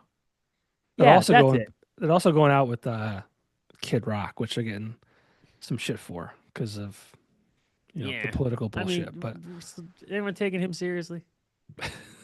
I don't dislike him, but like, yeah, can't be mad at the fucking guy. Who cares? yeah, He's fucking ridiculous. Like a gold toilet or something. I'm yeah, not taking his fucking word for anything. right. Like I was just like, I like his song. That song, fuck, American Badass is a fucking ripper. That song fucking rips. I don't care what he thinks about anything, but that shit fucking, ah, that song fucking. I know it's a Well, that's why Metallica, people like. fucking, but I don't care what he does. Well, yeah, well, people Fuck him. they get too far into like they can't disassociate the music with like who they are as people. Like, listen, Because a good song's a good song. I agree, but people like reflecting themselves off other people and public figures. Everyone knows, so you could be like, "Fuck Kid Rock," and everyone knows who Kid Rock is and know what he's about because he's famous. So it's just an easy way to say like, "I don't like what Kid Rock likes." So people always kind of gravitate towards like distance using public figures to associate or disassociate themselves with topics quickly. And I'm not interested in that. I'm like, it's a nuance. I'm like, I'll listen to fucking America. Only God Knows Why. It's a good fucking song. Yeah, I don't care. I don't care what he believes about the border. I don't give a fuck. He's not doing it. He's not there. Like, I don't give a shit. I don't care. yeah, But I'll play Only God Knows Why. I'll yeah. fucking play that shit right now, actually. That song rips. He has a lot of sleepers. He does. But he does get in his own. He runs his mouth. That's what he does. He's a provocateur. Well, yeah. I mean, And what what am I going to do? you got to stay in the media. Like, you can't just disappear if you want to make money. Yeah, I mean, I he's don't. the I don't same know. guy who shot up Budweiser and Bud Lights, and then he went Yeah, back. yeah. I mean, He's dynamic. I'll give him that. You know, I don't know if that was all a ploy or who knows? who knows. And it don't Who matter. Fucking knows? only Who God knows cares? why it's still good. It doesn't affect I'm my not. life. It doesn't because you don't like noise. You got shit to do. You got the Yeah, kids. You got to get the baseball glove. You yeah, don't need to fuck. I don't care what Kid Rock said. It was probably yeah. stupid. I don't fucking care. Don't care. Only God knows why. Yeah, I could talk about that all night. I know. Get me Me going too. on that. But what's the channel about? I mean, Thermin Thoughts. Uh, What's the concept in a Essentially, nutshell? just like human concepts, like psychology, sociology, physiology, but like things that are just like like I'm gonna do a video this weekend about how there's just like the idea of sociopaths and sociopathy and how there's more of it than we think. Like when people think of sociopaths and they think of like, oh, American Psycho or whatever, or people who kill without remorse. But like how many aspects of like being a sociopath are integrated in society? I will go as far as to say is that if since music is the theme of the night, and you know I have disdain for humble people, if someone is like a really good guitar player or something like objectively, and someone like says, "Oh, they're really good," and he's like, "Oh, you know," they like downplay it. I'm like, that's a form of dishonesty, and I fucking hate it. We don't have to talk about it, but it's a form of being like a sociopath. It's a form of trying to manipulate reality to make you look different to someone else. It's a lie. I feel like it's a nuanced lie. But for someone to downplay their own skills or talents in an effort to not offend insecure people is so manipulative to me that I'm like, and it's so common. We see this everywhere. It's like what celebrities do all the time. Like, oh, a hot guy, Jason Momoa, where he's just going to be like, I'm cool. It's like, shut the fuck up, dude. It's like you're blessed from fucking God. Like, don't try and act like you're one of us. It's insulting. And I think it's sociopathy to do that. And I mean, I'll explain it better in the video, but like, that's like evil to me in a way that's like covert and like so concepts like that actually just sound like fucking like what the fuck is that? That's the stuff that fascinates me. It's the stuff I explore and talk about on the channel. Okay, Yeah. I'm a big fan. I'm Well, subscribed. thank you. I appreciate that. I watch it every week. It comes up in my notifications. I didn't get I, I, shadow banned. I appreciate your insights. It's fun. Uh, I think we about covered it. I think we, the dad, the husband.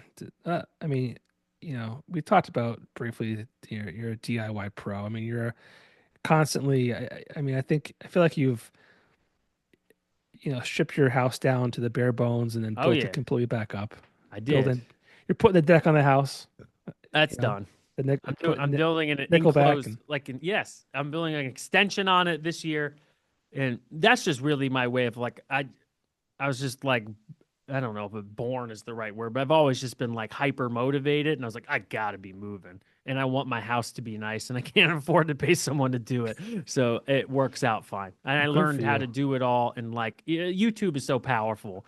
It's like how do I put in a window? It's like YouTube. Now No, I can put in a fucking window and it works fine and the, everything's good. It saves me a lot of money. sure, but I mean, I could watch the same video you watch and be like, I'll fuck that up. And I always said that like I'm very lucky to my style of learning lends itself to technology because I could watch a YouTube video on like whatever how to build like a fucking concrete pad in a staircase. It's 18 minutes long. I'll watch it and then I'll go and do it. And as I'm doing it, I can like see and hear the video in my head, so I could just go through it. That doesn't make me like better or worse than anyone. It's just my learning style is very, very, very much supported by YouTube and like technological instruction. So I'm able to learn.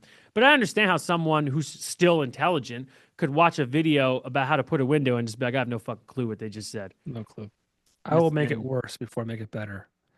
yeah. And But it'll then, cost me more money, yeah, time out of my day and more money. And I don't know. yeah, I get that. Because then there's like cars. I have no interest in cars. Like I don't give a fuck about cars.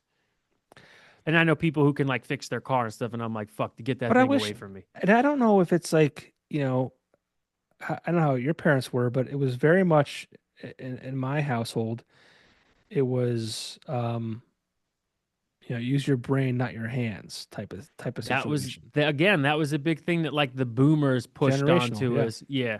because that was true for them. It was like, oh, there's this emerging world where you don't have to lay bricks all day. You can like get on a computer and make a good living. Like Yeah. that was all kind of new to them. So that's what they believed. And my mom like pushed college. She was like, yo, you're going to college. She's like, because I didn't like, you're going. Like, it's just what it is. And I didn't want to. And she like fucking negotiated with me. She ended up winning. And then I ended up staying in college. And I was glad that I went. But it was so important to her. And it wasn't important to me at the time. But that's a testament to how serious they took it. She didn't even care what it was for. She's like, I don't give a fuck what it was for. She's like, you're just going to be a person who graduated college. Like, that's it. And I was like, okay, we'll do it. But again, that kind of aimless, just go and do it and you'll get a job.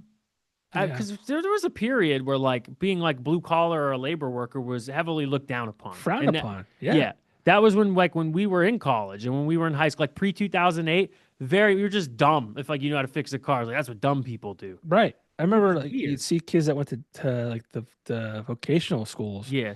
They'd be outside. If you'd be at the bus, they'd be outside smoking cigarettes. And Yeah. they'd be like those fucking losers. Yeah. And Everyone just thought they were like the dumb kids who didn't want to like really participate. Yeah, and now there's a massive shortage, and like you could be an electrician and walk in the door and be like, name your price.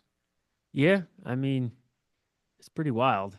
I think that's correcting itself in some way. Like I'm not interested in like traditional college institutional education for my son. Like if he shows signs of being excelling in science or something you really need to go to college for, of course. But he's not going for fucking English. Like no fucking bro, I'm not paying $100,000 for you to fucking go read fucking Shakespeare. Like no fucking, and that's the shit. I went to school for communications. It's like what the fuck is that? Whatever even have my degree in doesn't even like exist anymore. Like Twitter like came out when I was in college and changed the idea of what communications was. Like while I was there, it's again another theme of our conversation.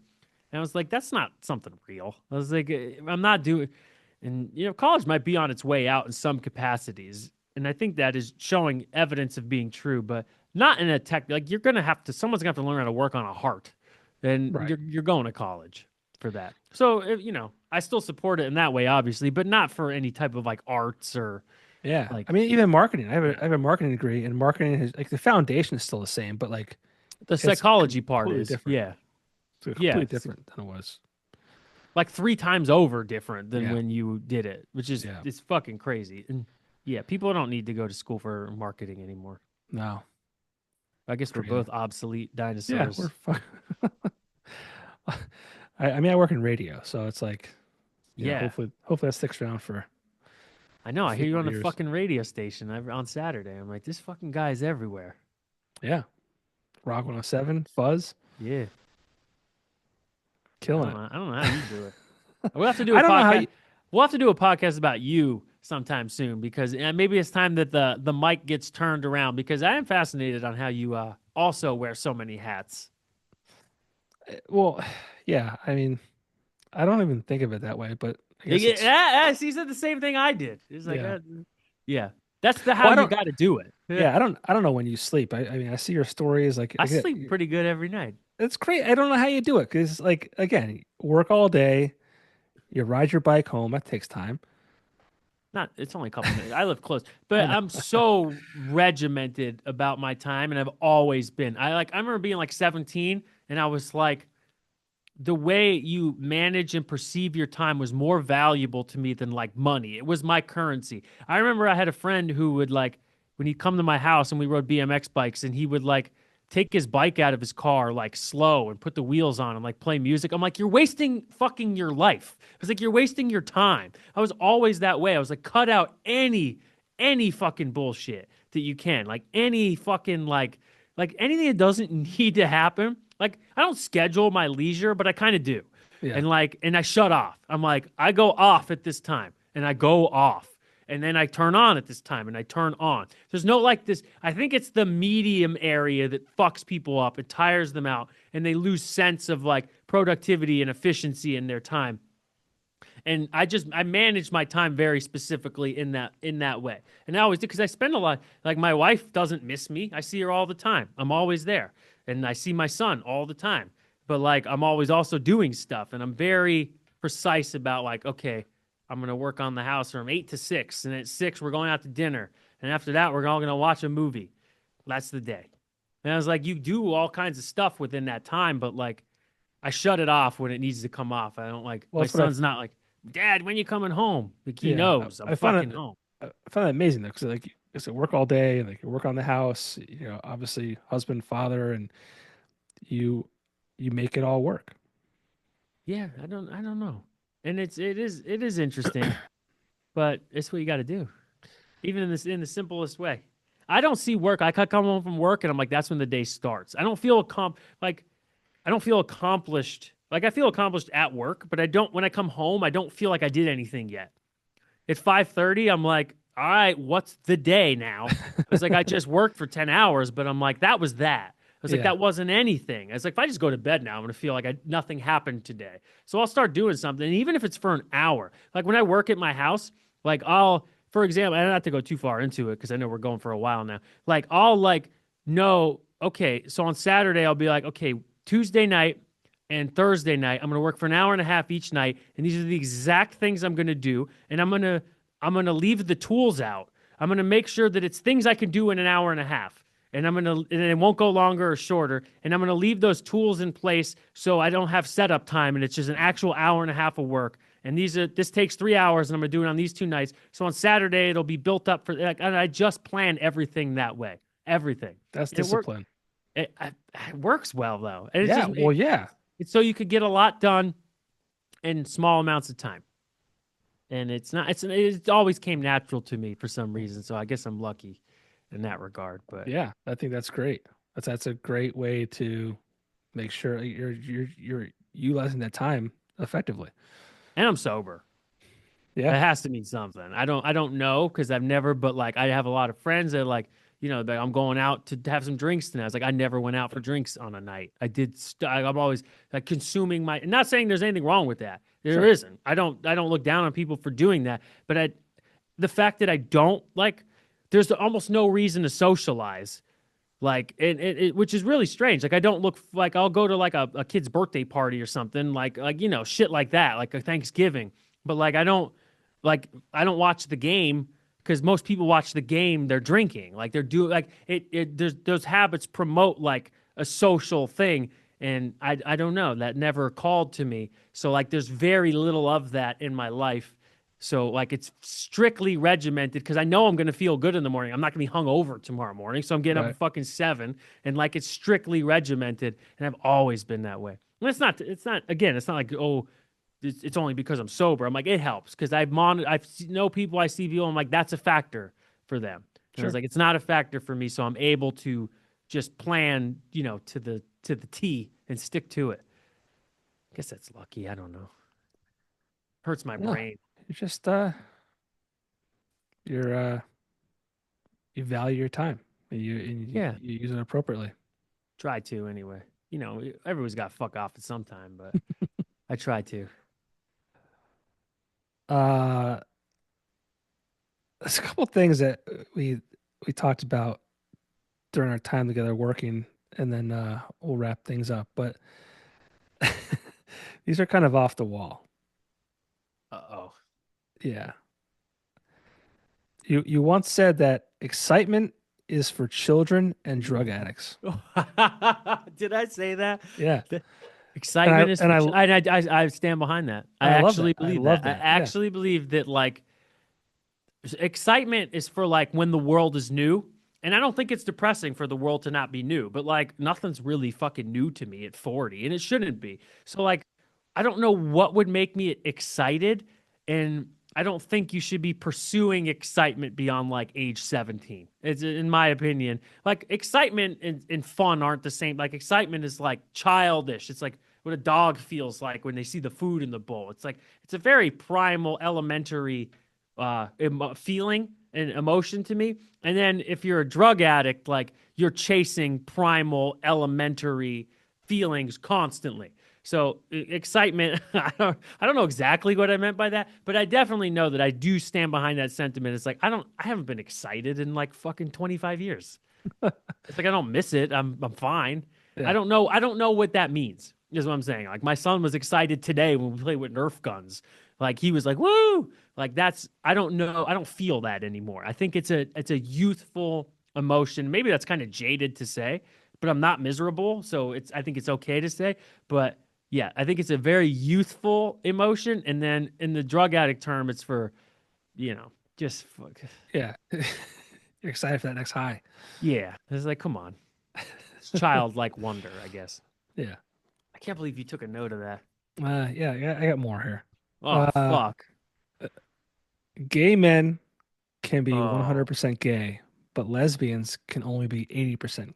I can't believe you dropped it. Did I say that? And I stand behind that, but it would take me 2 hours to explain Okay. that whole thing. And it sounds kind of like antagonistic or like, like just saying it sounds like something Kid Rock would say. But like I mean it in the most respectful way of like it fuck, I can't. I got two. I don't even got the time to go into that one. That would be a whole separate podcast. But it really is to distinguish differences between men and women and their value in the objective world. And it meaning that I'll put it really simple: is that men inherently, in a cosmic sense, like if you were God looking down at Earth, men are less valuable than women. We offer less to the world. And a proof of that being is that one man can impregnate 10,000 women. So we need one man to do that. And this is a very like stupid biologically like looking down from above situation. So men are inherently less valuable than women. So if two men do whatever they want, they're not taking anything. It's like we have enough of you. Go away. You could be removed from that situation. Not to say gay people are removed from society. I'm not saying like something ridiculous. Speaking from a godly perspective. But to women, you're taking more from the world, and to explain how that means that they're less that they're less gay than men are gay, it has to go into so many fucking things about how each sex perceives sexuality. Listen to me trying to get myself out of this. Turn turn it turn it into an episode of Thermin Thoughts. It would still be 5 hours long. It would be Okay. too long, and I don't want to go into it forever. But for example, the way men and women perceive sexuality is we know that it's starkly different, and that women are on like the more short-term hormonal cycle, and men are just like we turn 11 and then we die, and it's fucking this the whole time, and it's a huge difference. It's like I'm not going down this rabbit hole, John. I'm not doing it. It'd take me too long.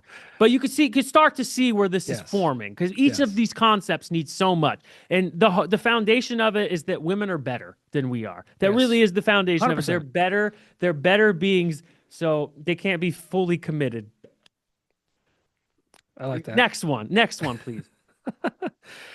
You don't fear nukes, aliens, or ghosts. I don't. I don't care. That's so both those things are so like all three of those things are so esoteric that like if I saw a ghost, and I thought about this recently because I had sleep paralysis again for the first time. If I was like sleeping and I woke up and there was a ghost, I'd be like, I don't care. I'd be like, I don't give a fuck. That doesn't like shock me at all. And we talked about this earlier when I was talking about how women grow children from nothing. That's remarkable. Like that's more surprising to me. And then we don't know where people go when they die. Like people die and then they're gone. And it sounds so stupid, but I was like, that's crazier to me than if a ghost could be real. I'm like, a ghost walked by. I'm like, that makes sense. I'm like, wait, that person died. Now we don't know where they are. That's fucking nuts to me. So there's things to me that on Earth right now in this experience that are more acutely insane to me than an alien or a ghost. And then nukes, I'm just like, who cares? It's fucking, they're real. So I don't know. I don't know what I meant by nukes, but yeah.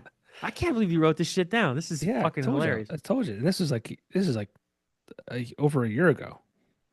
Yeah, what would have been? That's funny. Is there another one? Because I'm scared. No, Oh, there's thank God. no. I just have we covered Creed, Nickelback. Um, did you know that Vin Diesel has recorded music available? Are you serious? Dude, yes. Is it He good? has I bet two. it's good. He has two songs. One is good.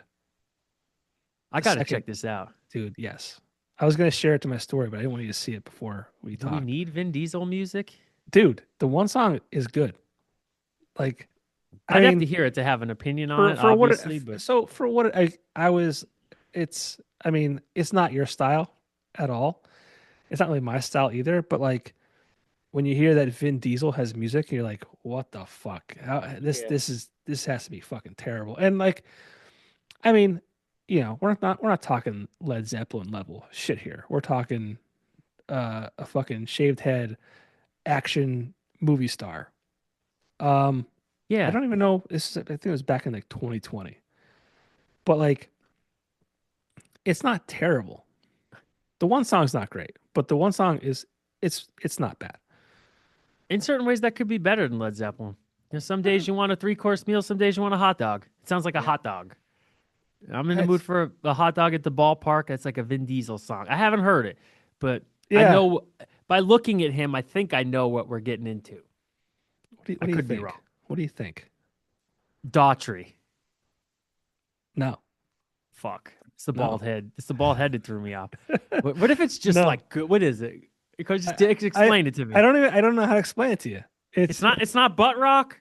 It's not no, like no. gold It's silver it's chain with the it's cross butt it's rock. it's like I don't want to say it's what are those fucking guys called? Shit, I just had it and I forgot it.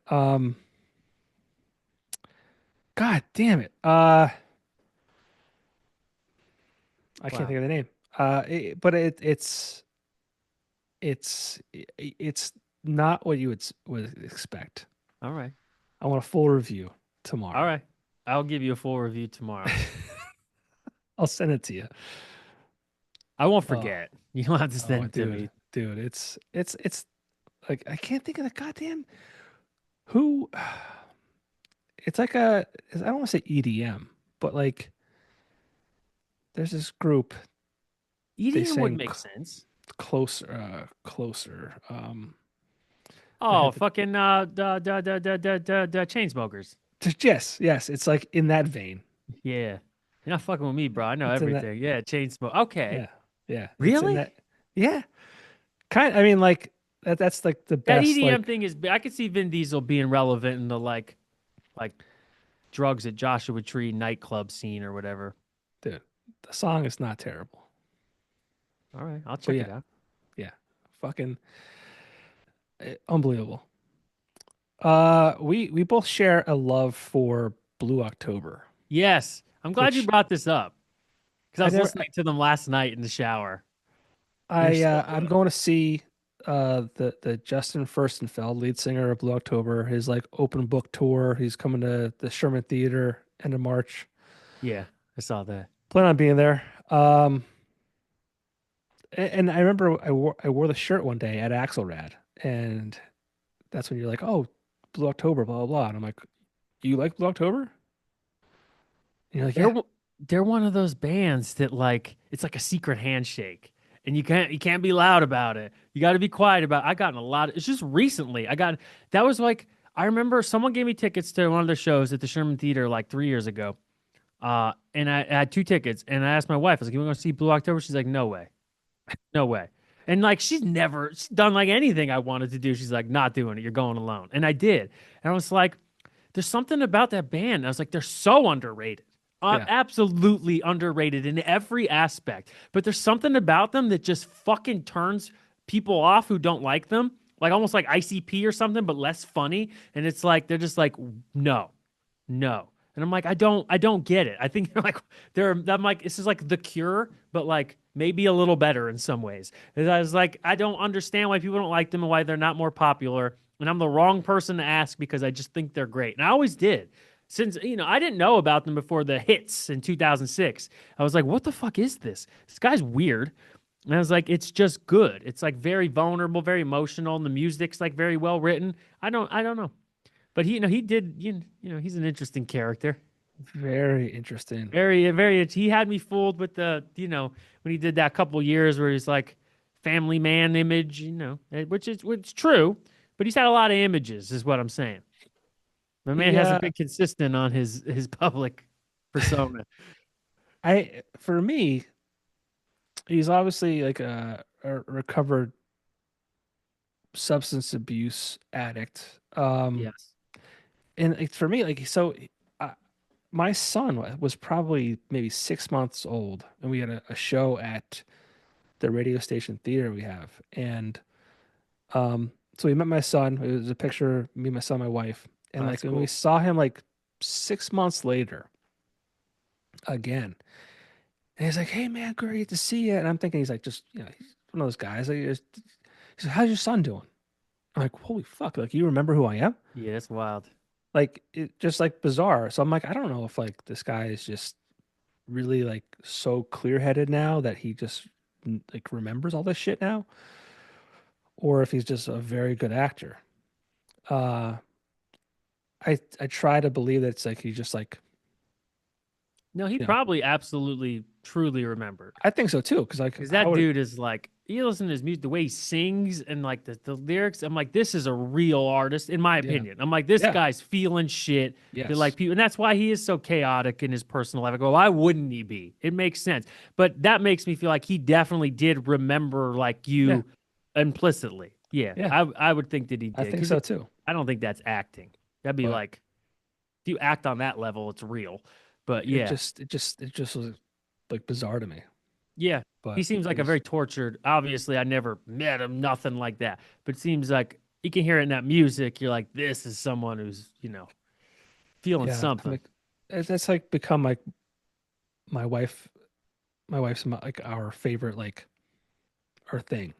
I Yeah. remember seeing the band in Boston with my buddies, and she wasn't there, and I felt like I was like cheating on her to a That's degree, funny. Yeah. you know.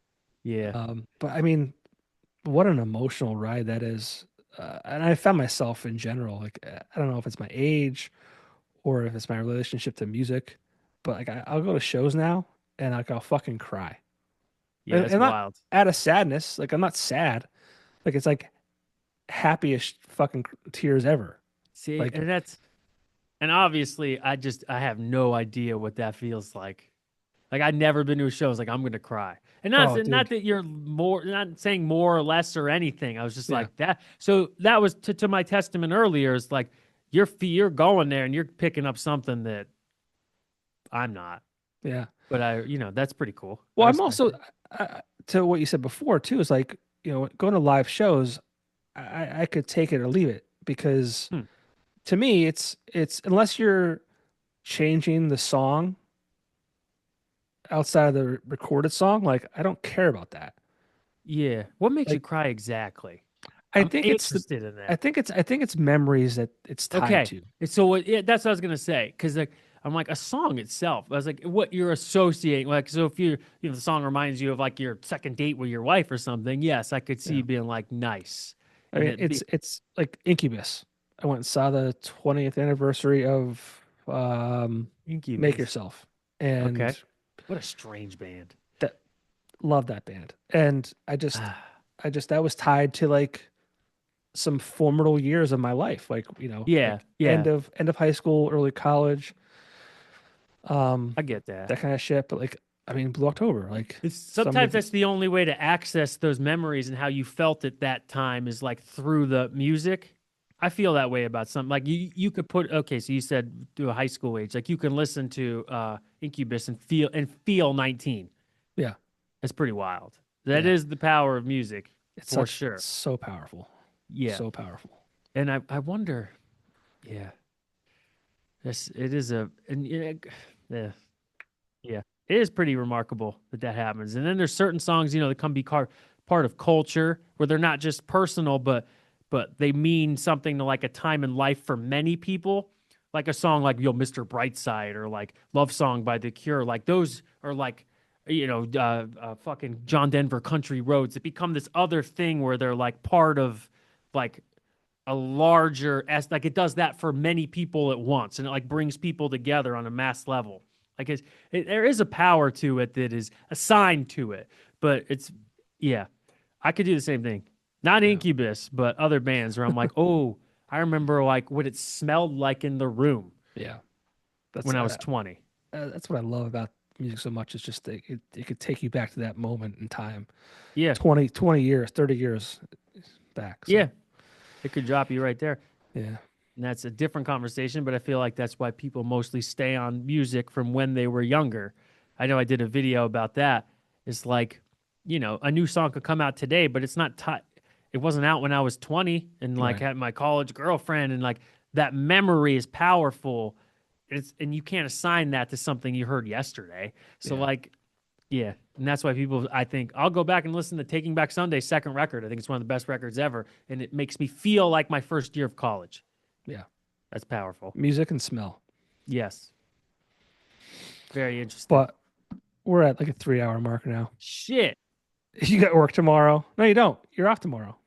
sort of. I'll be there. I got the gym tomorrow at 5:30. Well, Yeah, you're getting up earlier than me.